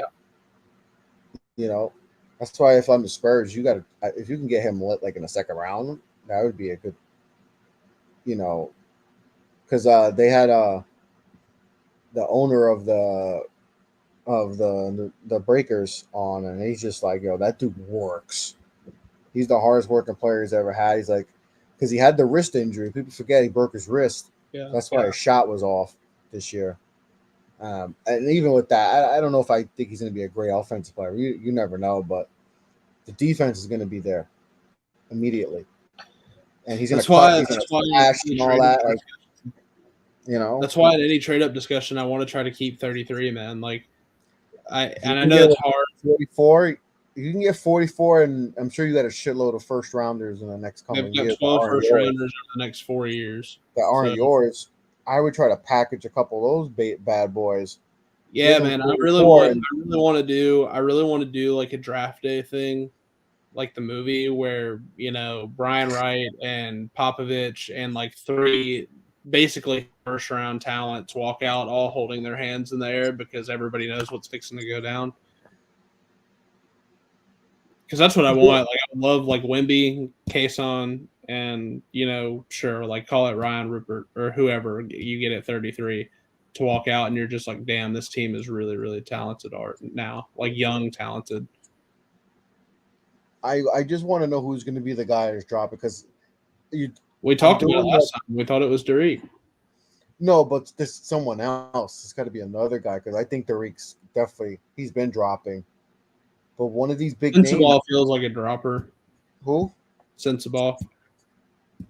Bryce is. I think he's going to drop to the late 20s. I think he's going to drop into the second round. I'm telling you, man, he's a dude who doesn't play defense and has a knee injury. Defense is like I forgot what I was listening to, which podcast, and they were like, "Bro, the defenses is non-existent." And then you got the knee injury. Like, yeah, he could be a bucket, but he's a bigger player and all that. Is like, yeah, he can he's scaring some teams. So he's another him. Derek are going to drop, I believe. Yeah, and then we were But I talking wonder about if one of these bigger names, like the top 10, Rupert. is Rupert's draft stock has been like this. Like it's been all over well, the someone, place. someone has, like I said, the owner was like, "Oh, he's going to be in that 8 to 20 range," and I'm like, "Why? Why do you think that? Are you getting a You don't guarantee?" just say that if you don't know it either. Like Maybe, obviously, he knows more than I do, but it just like, why? I don't think he's a top 20 pick. He's a project. He's going it'd to be need to kind of work. cool. I'd be kind of cool if he went ahead and got out of the way because you like him more than I do, and I just want like someone that I'm going to be more excited about at 33. With who? I don't know, just not him. Yeah, him, like, um, just give Vucevic. Yeah, that's who I'd like, but I feel like He's gonna play 10 everybody minutes, that I talk to, shoot where I'm like, threes. Him and everybody that I Wemby talk lineup. to, Oh, it's gonna be so much fun. everybody that I talk to, where I'm like, hey, like, you know, um, like why not? Like I would like it'd be cool. Like why can't we just draft Colby Jones at 33 or something? Kobe Jones would be cool because he's one of those like connecting pieces and all that. He could shoot a little bit. I will So say this: it would be very Spursy to take someone like Sasser at 33, Marcus Sasser, Marcus Sasser, just old dude, old college player who's just a old hooper. 22-year-old. You don't Yeah, want the old 22. yeah. I I would mean, but, like. I would love to do like. I'd love to take Podzimski. Like he's gonna hoop. He's gonna be a player. Like I already know he's gonna be a player, and he's an elite shooter. Like he just him got or Ben Shepherd, I'm good with either one of them. Ben Shepherd feels like a spur. He Yeah. just feels like a spur. I'm just ready to get like I'm ready for the tweet or like I would love to take Turk. Like can we take Turk at 33 and just be fun? Yeah, Um there's gonna be some stuff. I just I or like. like or actually the one that I really want right now. I really kind of want I'm kind of like growing into like a Jordan Walsh fan. Oh, you're gonna lock up. Yeah, for You're sure. gonna lock up. And I really don't think the shot is so broken that he's not going to like be able to make shots. Like he very much to me could be like, and you want to throw one back a little bit. He really very much to me feels like he could play the role in the Spurs, like almost like how Richard Jefferson used to. Oh yeah, he's the same That build. same build where he plays really good defense. He'll make some open threes. He's never going to be elite, knocked down, but just a really good basketball player who's a long tenured vet and provides you certain things that you know you're going to get every night. And He's those are gonna the lock. types of guys that I like in the second round. Like I want my all stars to come in the lottery. Like I want to take your upside swings with your lottery guys, and then like in the second round, I if you think get a guy, Walsh might go to the back end of the first round. I feel I like think his so stock's too. going up. Yeah, I his feel stock's like going up because he's going to be. Everybody's figuring out that he's going to be a really good player. Like just he's going to be a really solid player. yeah, I would and love for like I would with love for offensive upside as at least as a catch and shoot guy. There's yeah upside there. Like yeah he's not I gonna be was a creator offensively, but a catch and shoot. You could develop into a catch and shoot guy in the next level. yeah I don't know if his wingspan is seven. His wingspan yeah, seven it's like, four. yeah. That's what teams love about him. So I think he's gonna be I think he goes in the back end. I'm gonna have to do my mock draft again. Yeah, you're just already like, damn it, I have to tear this I one up. That's okay. I keep having an article ready to go, and then I change my mock. I hear something new every day. I'm like, I kind of think that's true, and I'm like, oh well, I'm gonna change my mock. So what'd you Like hear this time? You're gonna move Walsh into the first now? I'm moving Walsh to the first, the back end of the first. Um, I would love him in the Knicks. I hope the Knicks wind up going. I know Knicks fans hate defense, but a guy He like would that in be, the back end of the but first. like as much as they love Josh Hart, he would be very similar in a lot of ways. Yeah, and we're gonna give him $80 million. Dude, why does Bleacher Report publish mocks? They have this mock has Anthony Black going 17. I think they messed up their mocks because they have the wrong picks. I think last time I checked, their picks were wrong. Yeah, let me see. That This didn't is go viral. Wasserman. Yeah, I'm looking at Wasserman's now from May 17th. So that's 12 days ago. That was the last one. I think he messed up on the second round with the orders because it was completely different from every other order, and I was like, hold up. Yeah, he has the Spurs picking 32 and taking James Najee. James Najee. I'm good. I don't need a center that doesn't do anything for me offensively. Yeah, he doesn't do anything. He's just tall. Yeah, I'm good. Nope, I'm good on. That's why I'm good if with high floor, low ceiling players in that round, but it's I need a little bit more than that. Yeah, exactly. And there's other guys you can take that have a little bit more upside. See, I'm just literally digging through There's also gonna be some weird guys who jump into the first that you already know, Olivia. Peyton Watson type player. The Marquette guy is fucking just soaring draft stock. The Maxence Prosper kid. Oh, Prosper, yeah. His wingspan's crazy. You know, it'd be cool, man. Talking to him before the combine. Not a single person. The first should mess around. Oh, and you know who else would be a good one? And I think he's going to go in the first. I think this is another one that'll creep in the first. I wouldn't hate the Spurs taking Amari Bailey. That would make a lot of sense. Yeah. And you would come away from that and you would look at it and you would be like, damn, how did that happen? I think there's a little bit more creation than we saw. Once Jalen Clark went out, he averaged 17 a game. Yeah, and I think he got to the bucket and stuff. Yeah, I don't think people thought he was going to be that type. And I think Cronin, high school, and you're like, okay, there's some of that stuff he did in high school that I think can translate to the NBA. Right. And Cronin's always been like that a little bit, with his guys. And because Cronin's always leaned a little bit more towards vets, and scorers just don't thrive playing for him. No, I think that's a guy that you look back in 2 years, and if the Spurs took him at 33, you're like, how did that how did that happen? Why did we let that happen? Well, that's the thing about the combine that's good is a lot of these kids they get to show their bag essentially, they get to show out more, and then you're like, wait a minute, this dude averaged 8 points a game in 3 years of college, and it's and he's dropping 20 in these games, and you're like, whoa, Trace Jackson Davis, I'd be good with. That would be kind of cool. I think. I think he would just do some. I think he has more in his bag as far as shooting a little further, because everything. His passing's really good too. He's a really good pass. I love Trace. I think he's gonna go in the back end first round. He's a really good passer too. But I think Amari Bailey is my second round guy now. Now, I think I've just he went from being. Most people had him outside their top 60. Some people probably had him at that tipping point, at that point, and then he had a really good combine, showing his career, some creation, and. He had it, and Jalen Clark got hurt. So in the NCAA tournament, he showed it too. So he has game tape of it now too, and that's why I think someone's going to buy in around that 35 range, and they're going to be really, really happy with it.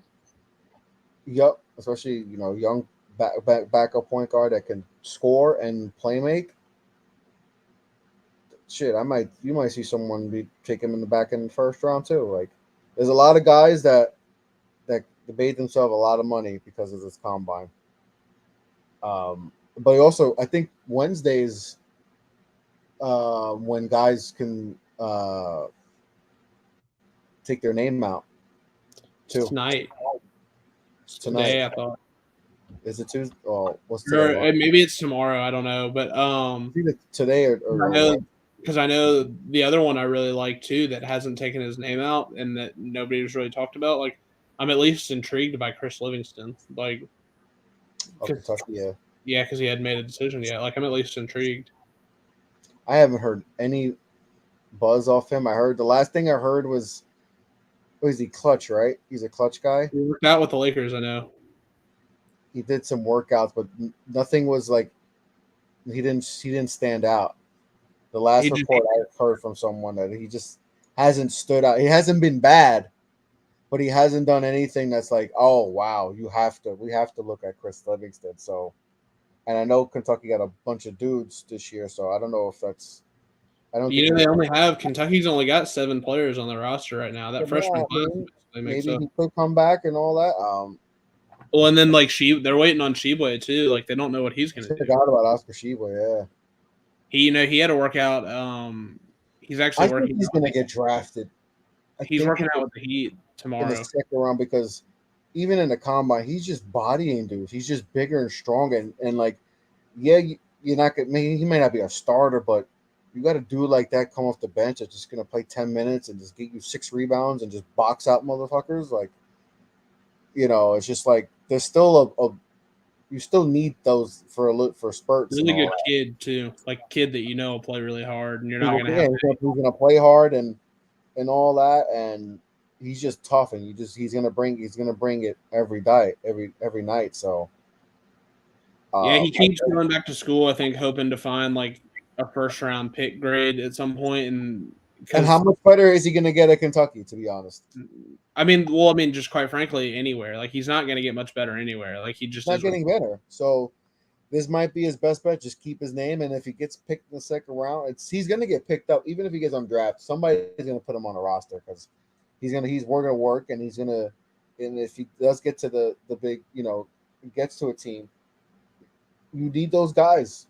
You just need bodies and all. And Miami would love to have a guy like that. They're playing freaking boy and all that. Oh wait, we got a special guest. Oh, he's up. Heat Nation, what's up, Heat Nation? Heat Culture. Now we can't talk about the draft anymore. Hey, it's crazy, Walker? Fuck the draft. Y'all are getting Wimby. Why are you talking about the draft? We don't care. Everybody cares about the draft, man. We were just talking, man. We weren't even really talking about the Spurs. We weren't talking about the Spurs. We were just talking about dudes. I know, Like, but I'm saying, why do you care? You're getting Wimby, bro. Stop He talking wants about the more. draft. it's more than one pick, man. It's more than one pick. We don't care about your second Bro, pick. You're getting bro, Wimby. this guy? He was asking for you. Hey, that's crazy, my homeboy. Why you not on live stream? I'm here now. I'm That was, here. that was like an hour and a half ago. So Yeah, I know, but he said like the first minute. I'm How you here. feeling? As great as possible. We're in the finals, and I understand, the Heat ain't gonna win the finals, and Denver's gonna run through us, and blah blah blah. I get it. I hear it. I love it. I understand it. And maybe they do run through us. That's cool. But I think the Heat being back in the finals ignites a conversation that people don't want to talk about. What? Eric Spoelstra's the top 5 coach of all time. Of all time? Of all time, yeah.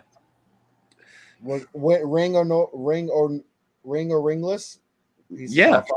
Well, he's not ringless because he got the Heatles ring. No, but he's got the rings with LeBron. He's got the 2 years. Bro, ring or ringless in this moment. Bro, he's the top 5 coach of all time. I don't know about all that, but definitely great. Like, if he gets how this one, not? Consider it. Bro, this man has literally done more with less. I'd have to dig into going and talking about other guys, like because he's definitely not Phil and he's definitely not Pop. He can't. That's fine. That's fine. Then, are you putting him? Like, he's not Pat Riley, so you're not like that's 3. Like I'll give you Phil, Red Auerbach. He's not Red. Phil, yeah, he's not Red Auerbach. Phil, Pop, 4. Red, and I'll give you Steve Kerr. After that, bro, he's there.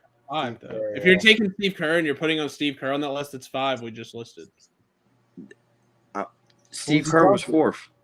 No, it was because we said Pop, Phil, Red, and then Pat Riley, and then you said Kerr. That's 5. So he's top 5, bro.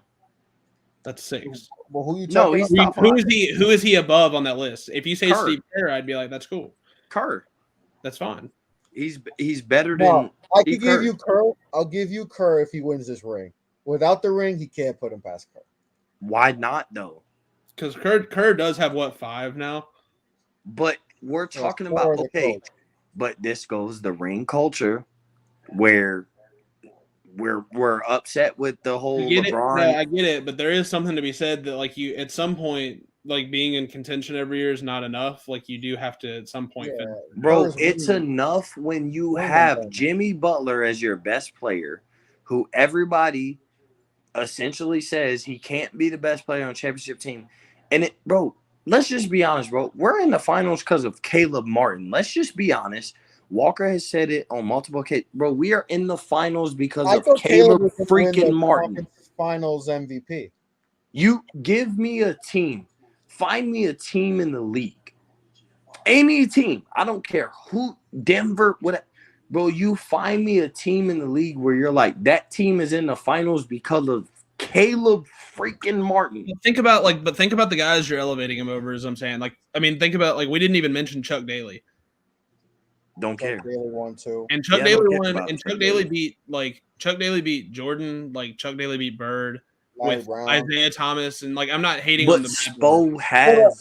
If Spo is 6, bro, that's pretty good. If he's the 6th best coach of all time. I won't. If you told me Spo was 6, I won't argue with you. Like I'm not gonna fight you about it. I don't know. I really don't think we're arguing. I think we're just having the conversation because like Larry Brown and Chuck Daly didn't get mentioned, and like those two guys were both like what Chuck Daly did with the Pistons is like rival anything. The fact that we've been talking about Spo being in consideration of being amongst those guys, that's pretty impressive. And then we talked about Miami before. I won't argue that they've had. This is regardless of what happens in the finals, whether you get swept 5, 6, 7, whatever.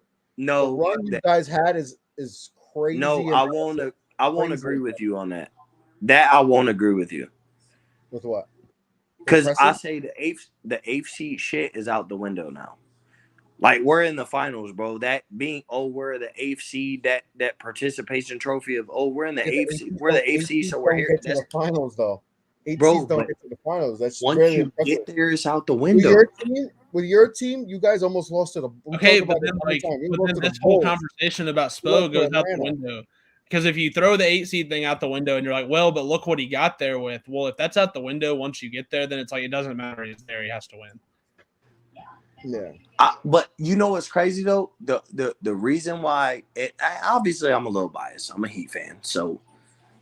But the reason I'm a little biased is because like this might be the first time in these playoffs where he's not the clear-cut best coach in the series. That's what I said earlier. Michael Malone might be. He can get with Spo. Like, I don't think he's the first time. I definitely don't think Mike's a better coach. I think the way I phrased it was he can get with him. This is the first time that Spo's not just going to coach circles around the guy on the other side. And that's why I say with Coach Spo, Coach Spo's great, and he's outcoached every coach up to this point. But he's there with Denver with Michael Malone, who he's just not going to coach circles around Michael Malone. Nah, and all the cute shit that he was doing against these other teams, like all these zones and stuff, like that stuff just doesn't play against Denver. You're going to have to play zone against Denver. That's the thing. And I'll say this: you're not playing against an ISO team. I know Walker loves Jason Tatum. I know that, but I'm gonna be honest.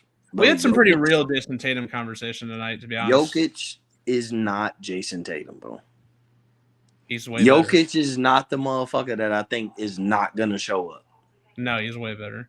Like Jokic is gonna pass and not take a step back 3-pointer. But that's what I'm saying. Like when I look at Jokic and I look at this finals matchup, yeah, I think Bam is the interior of the defense and this and that. But I think having to guard Jokic and account for Jokic and what he can do on the basketball side of things is way more than what you have to account for with Tatum. If Tatum ain't hitting shots, he really ain't shit. But I think a lot of that boils down to how Boston basically just let their guys isolate all year long, like more than like because I think if Ime had still been coaching, that doesn't happen. And I'm not excusing the players because Jaylen Brown and Jason Tatum deserve a ton of shit. But I think that changes if Joe Mazzulla doesn't sit there with his thumb up his ass for a pussy. And that's facts. But he wasn't ready for it at the moment. No, and that's facts. But Joe Mazzulla was there. And so what we can weigh in is everything that was there. And at the end of the day, Coach Spo has spent 3 rounds of just being flat out the better head coach. And he's about to walk into the NBA Finals where even if he's better than Mike Malone, it's not by much. And there comes a point in time where, bro, I love the Heat. Y'all know I love the Heat. At the same time, bro, there comes a point in time where you just don't win solely based off of talent. Like We just in talked about Denver, that. Yep. like, or I don't say solely win based off of talent. I say there comes a point in time where if you lose based off of being less talented. They're also not going to be, we had the conversation earlier, for the first time all year, they're not going to be able to walk in and wear this chip on their shoulder and be the only one with the chip on the shoulder. Like, Denver's had this massive chip on their shoulder all postseason. And so they're going to come in and be equally motivated. I mean, granted, it's a championship, but like, they're going to have that same underdog chip on the shoulder. And if all things are equal, where if you don't think Spo is a better coach, or not, or you think that Malone can coach with him, and you don't think that Miami is going to be able to just outwork Denver with that chip on the shoulder, that's where you get into that area where you're just like, well, damn, like finding the path to victory is tough. It's hard. Because Jokic is going to give Miami problems. And he's given the Heat problems in the past, regular season or whatever. If you look at Jokic's numbers, his numbers are kind of crazy against Miami. Yeah. He also too, like, the Heat don't just have a great answer for who's going to guard Jamal Murray either. Like, they don't have just a great, like, you're almost going to have to put Jimmy Butler on him, and that's not really something that I think. And really, Jimmy, like, for all that he was and wasn't and all that stuff, as a point of attack defender in the series, he was really pretty bad. Like, Tatum, like, they got to the point where Spoelstra was like, listen, Jimmy, like, I don't give a shit about your ego. Like, you're not guarding him anymore. He's frying fast. Like, you're guarding someone else. But I think, like, for me, I think Jimmy not playing great in this series and us being in the finals is everything. That's what you want. Like, you want Caleb Martin to have been the best player in the series. How could you not? Like, you're in the finals with Caleb Martin, probably should have won the Larry Bird Award or whatever. How can you not want that? No, Like, I mean, a I'm lot just of saying, people are like, I'm more just talking about the now. knock on Jimmy, but at the same time, like, all right, yeah, maybe Jimmy didn't deserve the Larry Bird Award. That's fine. But at the same time, like, forget Jimmy. The Heat are in the finals. I don't care who it was because they're in the finals. I was more just talking about, like, just matchup stuff. Like, I like no, but I know, like you were kind of killing Jimmy. I'm gonna kill Jimmy anyway. It was rightfully so. But I'm just saying, you were killing Jimmy, and there was a point where it was rightfully so, because, bro, you were right. Like, fuck you, Walker, for telling you you're right. But I've been saying it all playoff. People kept thinking was saying basically the Heat suck, but I was like, no, Jimmy just ain't the guy. Like, these role players are carrying him. That I won't say elite Jimmy isn't the guy, but at the same time, bro, like, Caleb Martin has arguably been the best player for the Miami Heat. Yeah, and I'm kind of at the point now where I'm like, all right. He shot 60% from the field, shot 40% from three. He was almost 50, 40, 90, like, throughout the board. Like, but what's wild is, bro, Caleb Martin might have been the best player for the Heat.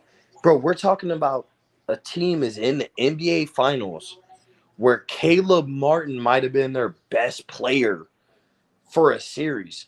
That's wild in itself. That's wild. Find me a team. Find me one of the 29 other teams where you would say that Caleb Martin is the best player on the team that's playing in the NBA Finals. I don't think in the other 29 other teams you could say that. Definitely can't. It's been a great run. Which makes it wild, and I think that's where I hang my hat on valuing Coach Spo the way I do, because it's like, bro, you're about to play on Thursday in the NBA Finals with Caleb Martin being your best player for a series. And His culture, there's his not a culture, lot of baby.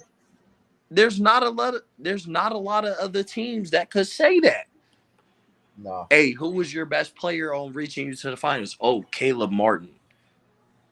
They couldn't say that. Hey, will you clip this? I just want to repurpose this video at some point. I'm fine with 142 mark. It started. But I won't argue like Caleb Martin, best player on the Heat. Just put that and no context. Put it with all the context. That motherfucker Caleb Martin been the best player on the Miami Heat for this 7-game series against Boston. Clip that shit. Mo says Spolter better than Pat Riley. Clip it. He'll never be. It's all right. I'm not. He'll never be Pop, and that's okay. And that's fine. If I don't, I just wanted you to hear it. Caleb Martin better than LeBron James in 4-year run, says Mo Murphy of the Up in Flames podcast. No, but Caleb. Hey, I'll say this. You gotta AI that and be like Caleb Martin. No, you ain't got to AI shit. Caleb Martin was better in this series than LeBron was all playoffs. And that's facts. You said there's nothing to argue. Bro, Caleb Martin has been in this series, bro. He's been one of the best players in the NBA. Max him out. Yeah, please. No. No, that's not what. What is he making? The Hornets are going to give him so much money into. Bro, Caleb Martin is making what? Where the hell was? Oh no, did they have his brother? They had both of them, right? They had both of them. Yeah, they had both the twins. Gonna max him out, and he's gonna turn into Michael Kidd-Gilchrist and just average 9 points, 6 points a game. You know what's crazy? What you're about to see, and I hate this because this is the bad part about being a successful team. But you're about to see Gabe Vincent, Max Strus, and Caleb Martin get a bag from some other team and go and be dog shit. Oh, it always happens. We did it with Jonathan Simmons. The Magic signed him. But I'm saying, like, you're about to watch I thought great Jonathan players. Simmons was gonna be a really good Orlando Magic, but you're about to watch these great players on a great team. And I say great players because they're with the Heat. But you're about to watch where, like, bro, this offseason is going to be very interesting for the simple fact, as good as the Heat are, let's just say they get swept by the Nuggets. You're going to watch them get swept and then watch Gabe Vincent, Max Strus, and Caleb Martin get paid by some dog shit team that can't win a championship. And they're just going to pay Caleb Martin 4 years, $100 million. And then they're going to watch him be shit for 4 years, $100 million. I low-key would love Gabe Vincent on the Knicks. No. Now, I'm going to tell you, screw the Knicks, because I've seen a lot of Knicks fans be they trying to pull Gabe Vincent and Max Strus away from us. Nah, Max Strus is too inconsistent. Okay, but I don't care. Bro, don't be trying to pull Gabe Vincent away from us either. I can have Max Strus. Give him some. Hey, you remember when the Spurs tricked the Wizards into giving Davis Bertans $16 million a year? Is that going to be Max Strus? Was that the offseason? I really don't know, but I think a lot of good. Like, I think Toronto, Miami, and San Antonio do it more than anybody else. They just they get these role players that play really well within a role in this defined system. And someone's like, well, maybe he'll come and just be a little bit better here. And then they come and it's like, oh no, this really was the guy that they just pulled out of Dunkin' Donuts and turned him into a player. But they come to find out, and that's facts. Miami, San Antonio, and Toronto has been the teams who have been known to get the best out of players, and that's where Portland gonna fuck up. Because Portland's going to trade the number 3 pick for Pascal Siakam and come to find out that Pascal Siakam is not him. Yep. But they're going to pair him with Dame and be pissed. We've talked about this a lot. Like, Trey Jones is going into year 3 as the starting point guard of the Spurs, and the Spurs took him 44th in the draft. But you know what's crazy, Mo? He wouldn't be good anywhere outside the Spurs. Right, exactly. There's not a lot of guys that are them, are him. How many guys in the NBA that we could say are him? I say 6. So everyone's max. trying to look for that guy, but there's not a lot of them in the league that you can get. So everybody talks about, oh, the Knicks can do a lot of things this offseason. I was like, yeah, because we have assets, but it's like, who's that guy that's gonna take you? Boston can't get over the hump, and they have Jason Tatum and Jaylen Brown. But we've seen this coming with Boston because you see Denver and Miami in the NBA Finals, and Denver has an MVP, but they don't have all-stars. Like technically, they don't have all-stars around him. Can we just Miami say has Jimmy Butler as their number one? Someone who's watching just texted me and said, "Dude, the Spurs got Bryn Forbes and Marco Bellinelli paid." And that's facts. But can we just say that Miami and Denver and whatever you think the series is going to be, that's fine. I'm not going to argue with you or whatever. But can we not say this the best basketball series that we could get? Like Miami and Denver is literally the epitome of good basketball. So like everybody who's watching the WNBA to watch good hoops and everybody that watched women's college basketball that we seen the Final Four was better hoops than the Final Four of men. Like, bro, when you watch Denver and Miami, it's going to be good basketball. Like, if you love the game of basketball. UConn played good basketball in that tournament. They did. But everybody out. The national There's a decent chance championship. a couple of these games at altitude are like 118 to 94 or something like that. But I'm just saying, like, I really think Denver versus Miami is just the best hoops matchup that we could get for an NBA Finals. It's not going to be the most entertaining because everybody don't love Jokic, everybody don't love Jimmy Butler or whatever. But it's the best basketball. There's a lot of good storylines. There's the Jokic storyline. I think there's kind of shit storylines for the Heat. Jokic is on the verge of being a legacy player, and his resume is already could be, amongst the top 10 centers already all time. So if Jimmy's the storyline with Jimmy, can Jimmy Butler lead an 8 seed to an NBA Finals championship? But if Jimmy wins the championship, I don't think it does much to his legacy, though. If he wins a championship, does he just retire at 34? I think he just retired. Possibly. Good. But that puts him like with Dirk, right? Because Dirk had won the one, right? Yeah, I don't mean this in a critical way at all, level. but I don't know that Jimmy loves basketball. I think with Dirk, though, my thing is with the Dirk championship, I think we looked at Dirk. Dirk's arguably one of the greatest players at his position. And when he won the championship, we valued him. Where I think with Jimmy, bro, like if he win the championship, it's going to be an amazing story and it's cool. But I don't think Jimmy jumps into an all-time conversation. No, I don't think so either. But just when we go back to the books of the NBA, the NBA story and tell the story of the NBA, we're going to be like, hey, there was a year where there was this guy named Jimmy Butler, and he wasn't a star. But he got in the wagon and let Caleb Martin drag him to the playoffs and let Caleb Martin drag him to the championship. Yeah. I think the story of Jimmy Butler might be that Caleb Martin dragged Jimmy to the championship. Like, let's just be honest, bro. Jimmy wouldn't give a shit. Jimmy would just put on his ring and go hang out on his boat. But you know what? That's not how it's going to be remembered, though. It's going to be remembered that Jimmy Butler led the 8 seed. Well, yeah, because Jimmy Butler's the name to talk about, but at the same time, he won the conference finals. I think Caleb played good enough to win it. Good enough. Whatever. They gave it to Jimmy. It's fine because probably what he did throughout the whole playoff. I don't know how they go about it. I don't know if it's accumulation of playoffs or just the conference finals. Whatever, he won it. I don't think Jimmy earned. I don't think Jimmy earned the Larry Bird Award regardless, because I don't think he was the MVP of the Knicks series. The Knicks series either.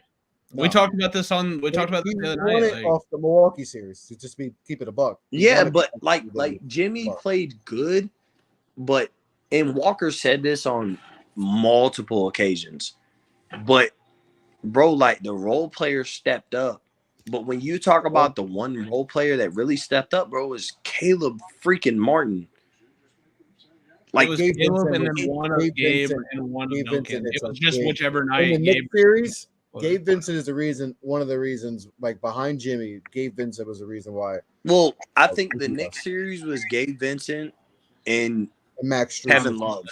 And Tom Thibodeau. Kevin Love, the little things Kevin Love did, the outlets, especially in game 2.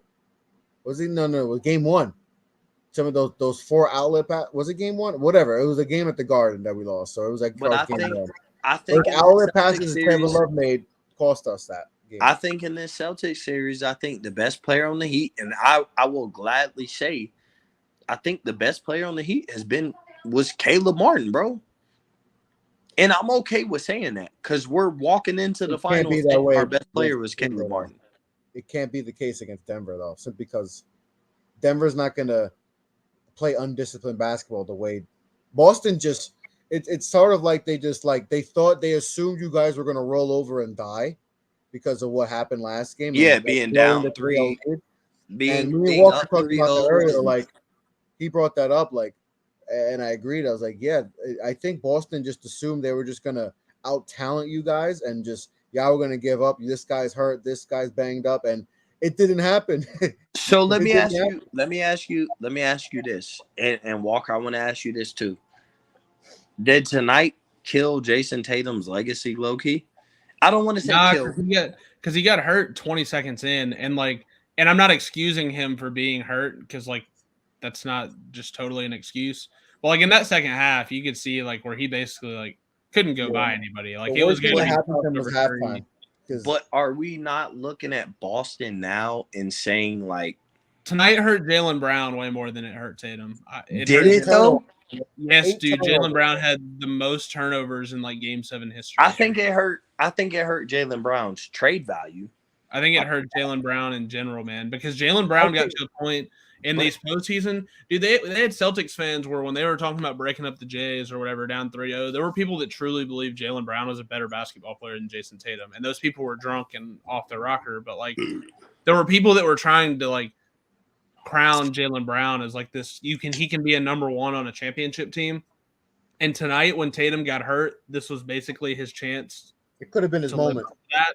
Like it was okay, man. But also, my partner in crime got hurt. It's my time. Like I've got to go, and he was like 6 for 20 from the field with 8 turnovers, and that's just. But the entire Celtics team kind of played like shit tonight. Like nobody showed up to play great. I know they did, but like Brown's expectations are to set the tone though. Like your best player's hurt. You're the supposed. He's great. We saw him complaining, right? Yeah, all this, like he was 8 for 20. That guy. All I'm saying is, and I won't even say humble brag. It's a proud brag. Is tonight the best player on the court, Celtics or Miami, was Caleb freaking Martin. 100%. Like he was the best player in the game tonight. Him and Derek, they think about it in a series with 4 All-Stars, right?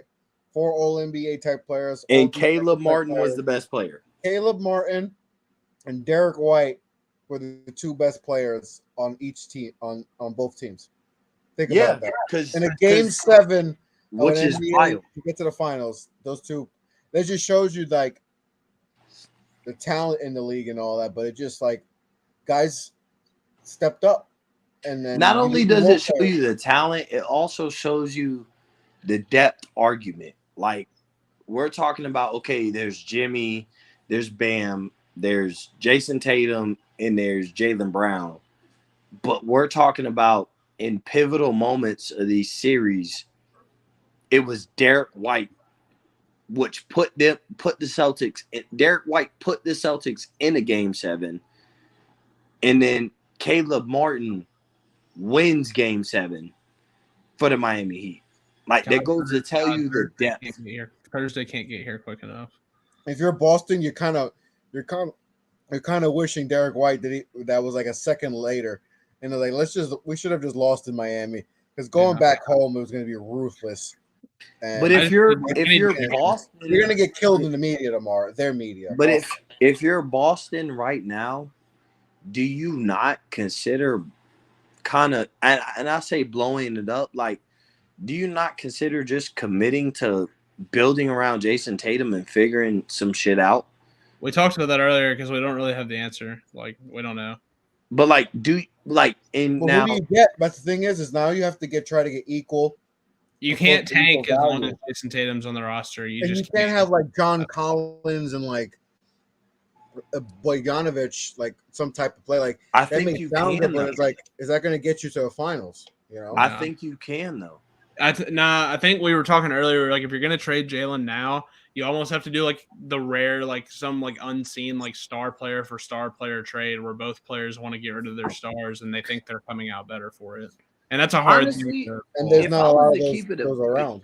If I was to keep it a buck, I think, and I know this won't happen because they're a shitty franchise, but if I was to keep it a buck, bro, I'd damn near think about trading JB for it, JB and maybe some future first round picks for Damian Lillard, bro. Like, God, that would hurt my soul. It would, but I'm saying, like, bro, with Boston, okay, you get the answer. Like, you're getting the first two, and he's 33, and Jalen's 26. Like, but one, I think Portland needs to be making $60 million. But I think Portland needs to rebuild one, and that's where I get JB. Like, all right, I'm gonna rebuild around JB. I got the number 3 pick, but then I also think Boston is like a real.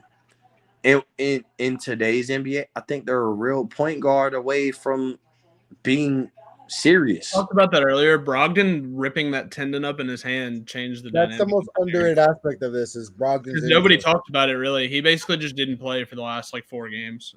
And I think that hurt them a lot. And even when he played today, but he was irrelevant. He had a tendon in his hand. He can't do anything. Like, he can just run around. Well, it was in his elbow. Huh? I'm just saying it was in his elbow. So yeah, the tendon it went in his elbow, and it was in his shooting. So you can't, that which made it worse. Yeah, and what did they struggle with? Shooting. Yeah, like and he's probably their best playmaker, passer, and all that. So, but him also being in that predicament made Derek White step up. So. Yeah, but like you would prefer it because Derek White was going to be awesome. He wasn't going to be as good as he was, but he's a good basketball player.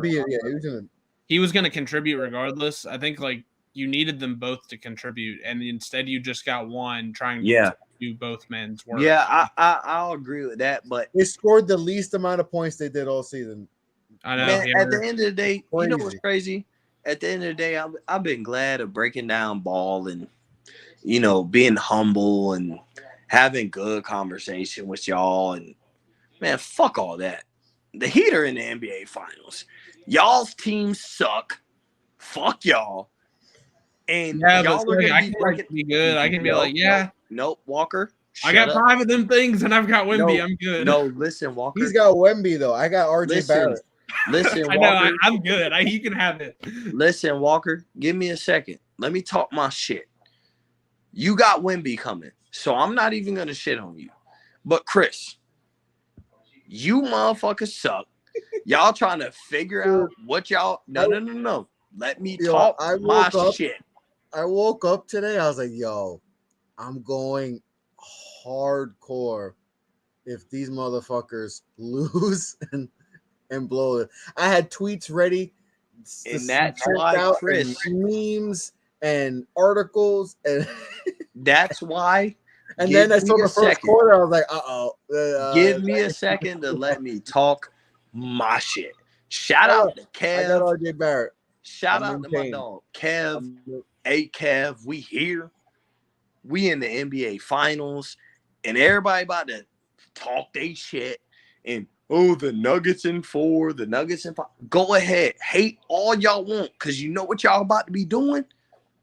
Hating on the Heat on the outside looking in. You losers are y'all looking at the NBA draft in June. You losers are looking at what moves can we make.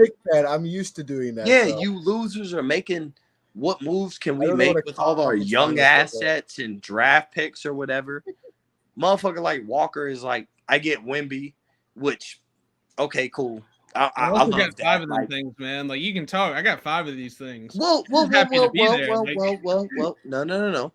You do have 5 of those things. You understand what being a champ is he like. said, hey, Chris said, I got none. I don't have I any. got none, bro. I Chris haven't seen a don't have conference a- final since I was 10. Chris don't have a single championship. Chris don't know what playing I for don't a have a championship conference is finals like. appearance. Chris don't To know report. what his team losing in the finals is like. He doesn't understand that. Walker, I we think I understand. have worse though. I was gonna say, dude, like, I understand. Like, I've been seen through that these team lose rides 65 for games and then lose the lottery and get RJ Barrett. Hey, so but that's pretty bad. Walker, you know the difference between you and me? Like, we're on the same. And Chris, we've been here. We've done that. We've been in the finals. We've lost. We've been in the finals. We've won. But we know what it's like winning and losing in the finals. Chris don't understand that. But we beat you guys 3 out of 4 times in a regular season. It's got to mean something. Oh, yeah. Because y'all beat us in the regular season. That shit We matters. out rebounded you guys in the regular season. It's got to mean something. Give me something. Man. Bro, at this Julius point, Randle hit that crazy buzzer beater, didn't he? Julius Bro, at Randle this had a point- 40-point buzzer beater against you guys. Got to give me dog, something. at this point, bro, I'm talking my shit. Bro, we back in the finals two times in the past 4 years. Jimmy Butler here. Whether he wins or loses, we can have that conversation of what it means for him and what we think about. But at the end of the day, bro, we just watched Caleb Martin carry. Caleb Martin carried the team to the finals. We knew that was happening, right? We all predicted that. Caleb Martin's going to. Yeah, we all come to thought the Caleb season Martin and was the save best the player in day. the NBA and could carry a team to the finals. And yeah, we thought all that shit. And I don't think, you know what's crazy? I think we're going to wake up tomorrow and we're going to hear all the sports talk radio and this and that. And I don't think what's going to be talked about enough is the fact that Caleb freaking Martin just carried a team to the NBA finals. They're still going to find some way to talk about Jimmy Butler tomorrow. No, When he shouldn't be talked We're about. talking about the Lakers. But Jimmy shouldn't be talked about tomorrow. It should be Caleb freaking Martin. Can we just like revoke? Can we revoke playoff Jimmy and just make him bubble Jimmy now? No, hell no. No. Hear me out. Just as like a number 1 on a championship team, like we can still acknowledge, hey, this guy's a really good basketball player. He's just not what we maybe cracked him up to be at base, because his bubble performance, he was a number 1 for the entire playoffs. Carries his performance last year, he was number 1 for the entire but playoffs, all the way up until Game 7 of missing a jump shot. Yeah, but they lost. Like, I'm just saying on a But he championship. missed, bro. Last year, Jimmy Butler missed a jump shot that he took in order to not go into overtime. Yeah, that was one of those all-time bad shots. Because he was tired. I know. What, last year? Yeah, when he took the shot that he took. I remember watching that live and being like, what is he doing? But when he took the shot that he took in Game 7 of the Eastern Conference Finals, he was not trying to go into overtime against the Boston Celtics. They were down 2, and he pulled up with like 17 seconds left. But he was trying to win the game because he knew they were not going to win the game in overtime. I don't blame him for that shit. I would have did the same shit. Yeah, well. When I'm carrying my team, bro. You know who Jimmy Butler is? He's Eli Manning. Without the ring. He doesn't have any rings. No, he's not. He gets a ring. Eli Manning has 2 rings. Yeah. If he gets but I was about to say, put some respect on Eli Manning, bro. Oh, I love first ballot Hall of Famer Eli Manning. And I would say he's not Eli Manning. One, Eli Manning got 2 rings.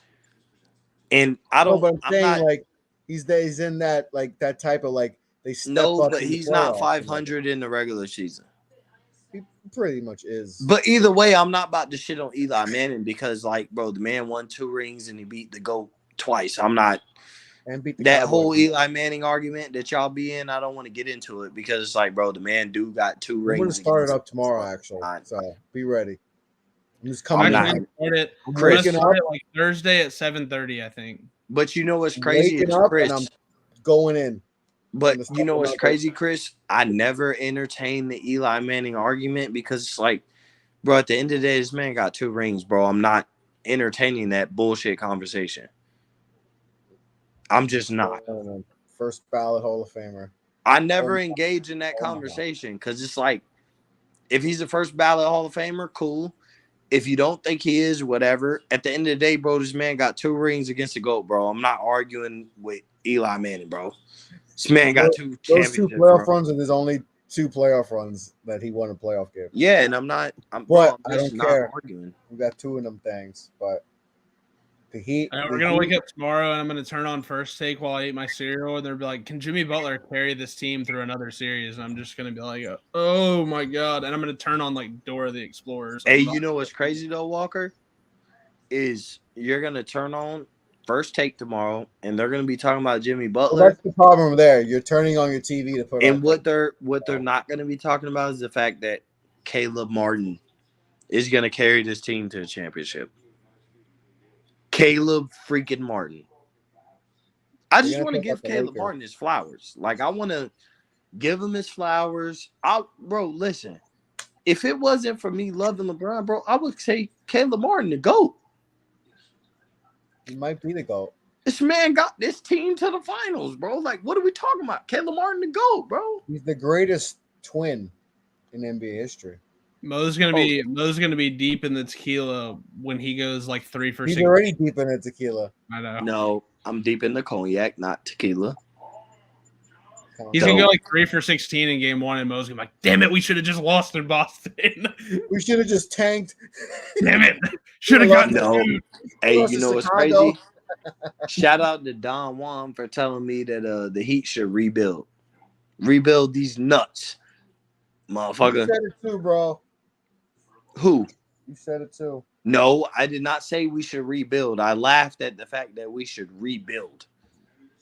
I felt like we were one player away from possibly winning a championship. I didn't think we should rebuild. I gotta re-listen to that episode with you and Kev because I felt like I heard a completely different. No. I heard a completely different tone. He said I felt like we were one player away from winning a championship, and I was like, hold on. I think you said that most. I think you still are. I think you're still one player away. I'm gonna flip that show tomorrow. I'm gonna listen to that show. It was a 32-minute show too. Me and Kev was like, me and Kev shitted on Miami. We said we talked our noise. We got off our chest what we need to do. And we also said, I don't think we'll beat Milwaukee. This is what I said. And I know Kev agreed with me when I said it. I don't think we'll beat Milwaukee. But if we do, the rest of the NBA gonna be in trouble. But I said that with not thinking that we'll beat Milwaukee. But I did say if we beat Milwaukee, the rest of the NBA gonna be in trouble. Mo has gone full LeBron, and he's even doing the meme thing where he's like, "See, I told you, I knew the whole time." No. If you told me, bro, I'm gonna tell you like this: if either one of you, if Chris or Walker said, "Hey, Mo, Miami's gonna be in the finals," you know what I'd tell both of y'all? Y'all way drunker than me, and y'all are both idiots. 100%. I did not think we would be where we're at.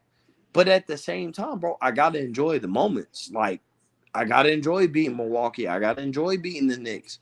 I got to enjoy going to the finals, beating the Celtics when everybody thought we was going to be, the New York Knicks against Reggie Miller.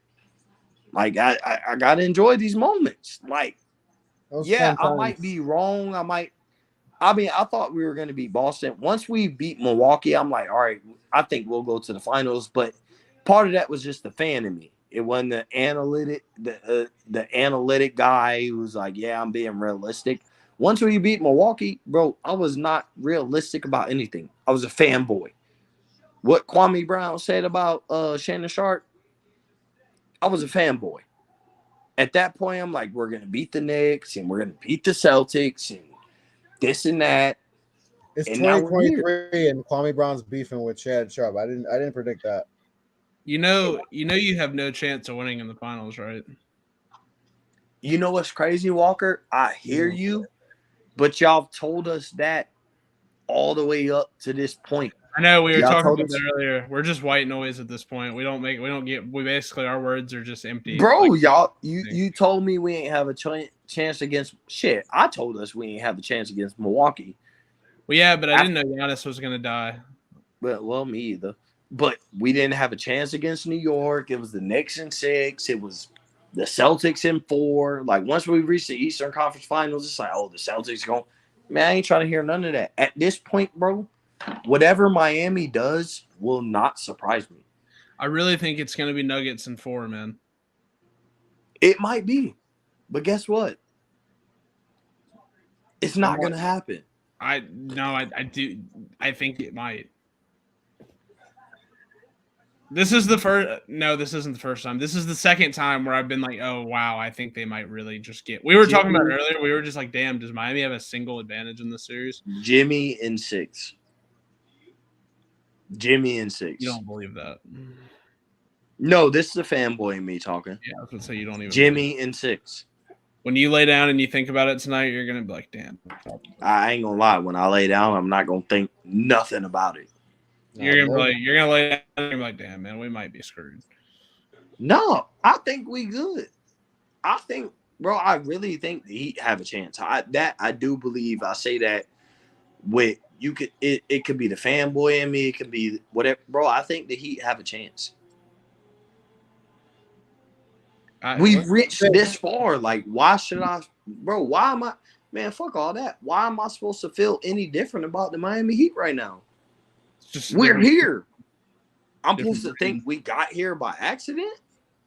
Basically, yes. No, we didn't get here by accident, bro. We almost fumbled. You guys should have just tanked. I'm taking it back. I think it's going to be 5. I think Miami will have one pride game. Like, they'll have a pride game in Miami where all the fans come in. Like, everybody's going to do exactly what they're supposed to do in Heat game.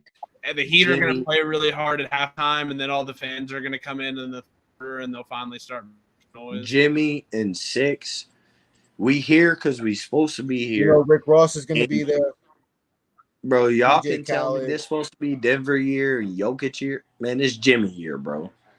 Jimmy winning the championship. Caleb Martin's year, actually. Okay, Caleb Martin. Caleb Martin. Shit, I don't give a damn. Yeah. You could tell me Gabe Vincent win the Finals MVP. I don't give a shit. I don't care who win the Finals MVP as long as it's a Miami Heat player. Because we win the championship, I don't care about nothing. Hey, Caleb Martin, Prez, you want to hear something crazy? Jokic is minus 300 to win Finals MVP. That's insane. I mean, but let's be honest. If Denver does win, who do we think would win the Finals MVP? They would hand it to Jokic the same way they handed it to Andre Iguodala years ago for no fucking reason. But Jokic would MVP. Jokic's name would hold weight to win Finals MVP. He goes into a different stratosphere if he wins that Finals MVP. What stratosphere does he go in? Olajuwon. Like he's in the Elijah Wan territory. Is he really though?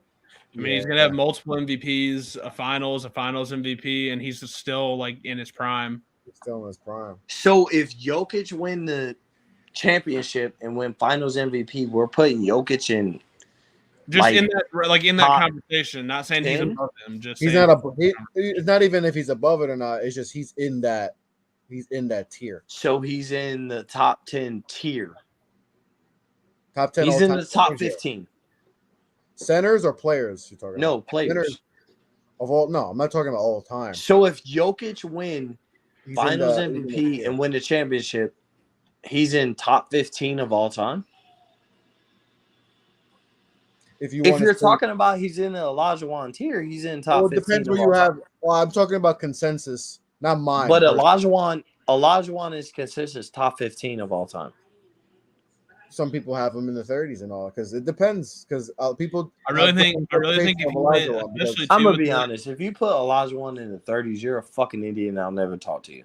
I will say this: if he went back, if he went back without Jordan being there, are really people. I don't care about Jordan. He got 2 rings, and he's one of the greatest centers of all time, bro. Well, I'm with you, but I'm saying if you tell me he's in the 30s, bro, get out of here. MVPs, then he would have 2 rings, 2 Finals MVPs.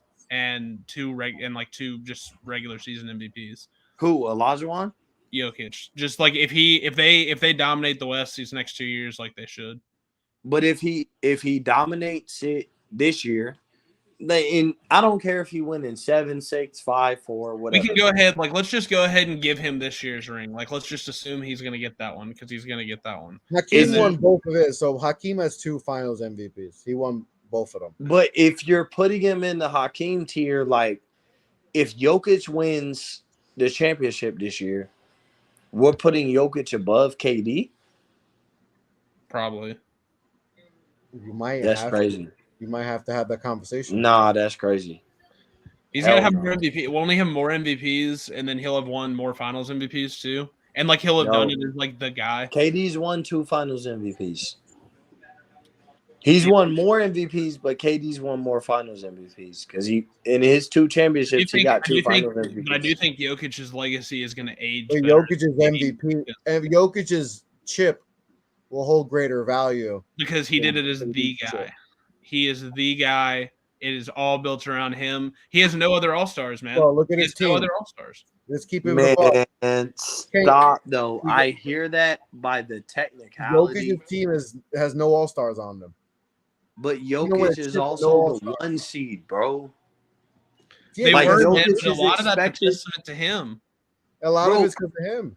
All right, so let me ask y'all this. Let's keep it real. Kevin Durant won championships with Klay Thompson, Draymond Green, and 2-time MVP. Listen, give me a second, though, because I want to ask the same question, and I want the answer. If Miami wins the championship, what does that do to Jokic's legacy? Nothing. So he's in a win-win situation? No, I just think he's in a no-lose situation. It takes a little hit. It doesn't take a huge hit. Like, it's like, it's one you should have gotten. But there's a lot of finals that you look at players like LeBron should have gotten 2011. We don't unless you're just a true hater, then people don't still murder him from 2011. Bro, motherfuckers murder LeBron. That's for a lot of haters do though. LeBron has more haters than anybody else in the world. So that's why you hear a lot of it. He do, but I'm saying real hoops people who sit here and have these conversations don't murder LeBron for 2011. So if Jokic lose to the Miami, it doesn't hurt him at all. It's like Dirk. I would not to that. It would be like Dirk when he lost to Miami. Yeah, and Dirk turned out all right. But guess what? But Dirk had an opportunity to bounce back, though. So we can't kill. The thing is that we can't kill if he does lose. Yes, we can. Because Dirk's really only behind. Because Dirk now should have beat Miami, right? Because he was up 2-0. But we can kill Jokic, and then he blew the 8 seed to the next year, right? And then if Jokic loses this championship to the Miami Heat, we can kill him. Not thinking about 5 years from now and the fact that there's a point in time where he can redeem himself. We can kill Jokic in the moment and understand, he could redeem himself 5 years from now. Oh, yeah. Or he could not. How he plays, too. I think it's not going to matter. It's not really going to matter. Man, Jokic could play great, bro. I'm going to be honest. At this point, and this is just me, bro, Jokic is I think he's at a win-lose situation. If he don't win the championship, bro, he's 100% take a hit, and people are gonna kill him. And if he wins the championship, then they'll kill him, but they won't kill Joel. No, but I'm saying I feel like Joel's getting more heat now that he deserves. I know, but Jokic would get some insane heat for not. But winning. Joel, first off, Joel, his heat bounces off because they just hired Nick Nurse, so everybody about to excuse Joel or whatever and say Joel next year. If Joel doesn't get it done next year, he might never get it done. He's not gonna get no. He is never winning a championship. I'm not giving Joel that shit because I will give up on Joel, because he still can. He can do it, but I'm giving up on Joel for the simple fact, bro. I felt like if he didn't get it done this year, he's never gonna get it done. He doesn't have the minerals, man. I don't think he has the minerals. He doesn't, but I'm giving up on him for the simple fact. We thought Dirk wasn't that dude, and they surrounded him with a bunch of dudes that had that alpha mentality, and he finally got it done after having some bad losses in the playoffs. But I don't think 2-0 lead he blew against Miami, and the We Believe loss the next year when he won MVP. Bro, but we're about to sit here. I'm not saying that because Dirk did it. But I'm just saying, like, we saw a player who wasn't an alpha like player. We call it soft. Just had the right people around him, and then we finally had those pieces around him.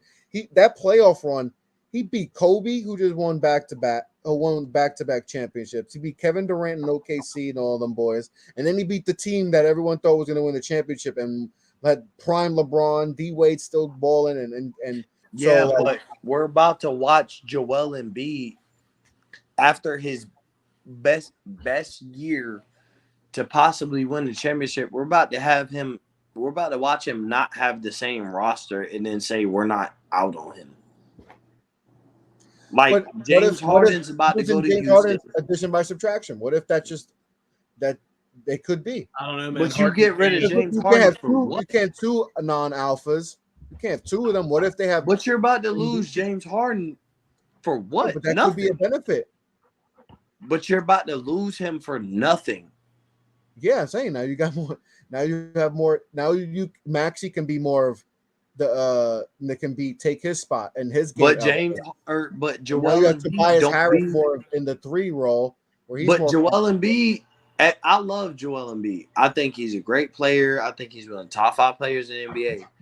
But Joel Embiid, where he's at right now, and projecting of where he'll be, is why there's some people who are like, "Oh, I would trade Tyler Hero and Bam Adebayo for Joel Embiid." I wouldn't. Just for the simple fact, I love Joel Embiid. I think he's a great player. But I also don't think Joel Embiid going to be available when we need him to be available to be trying to win the championship. No, I wouldn't trade. If we had traded Tyler Hero, number 1 selection in the NBA draft for Joel Embiid. If you told me nothing else, it was crazy. Somebody did that. Like, what package would you trade for the number 1 pick? Like, is it? And like they were like Joel Embiid. Would you trade the number 1 pick this year for Joel Embiid? And everybody was like, no. And it came down. I don't even think anyone like. And this is something we could do another time when it's not almost 2 o'clock in the morning. But is there a player that you would trade for the number 1 pick, Walker? I want to ask you that. Yes. No. Like if all right, let me roll up some names. And we'll do this again on another show because I actually want to like make it like a segment. But I'll say the answer is yes. All right, Giannis. Would you trade Giannis if straight up? Let's just say forget salary cap. We don't have to do all that. It's just like you're allowed to do this. If I say Giannis, that's part of it. I'm not factoring in extensions and stuff. I'm just thinking like at their current. So if you're San Antonio, I give you Giannis for the number. I get the rest of Giannis's career, or I get Wemby. I want Wemby.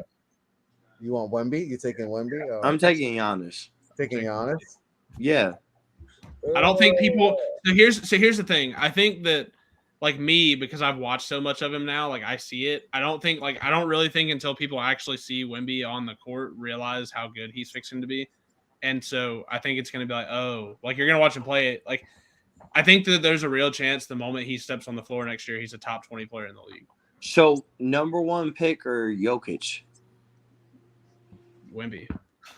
Yeah, you get the fuck out of here. I'm taking. I think it's Wemby. I still think it's Wemby, man. I think that you trade. I don't think you trade, and like you have to factor in ages and stuff. Like Jokic is 28, 29. Like I don't want 5 years of Jokic when I can have 12 to 15 of Wemby. Like I'll just. But if I'm Denver, and I offer you Jokic for the number 1 pick, and I'm San Antonio, bro, give me Jokic, bro. Dude, I swear to God. Because you know why? I don't care about 15 years from now. I do. I think they do, though. Like, I think they do.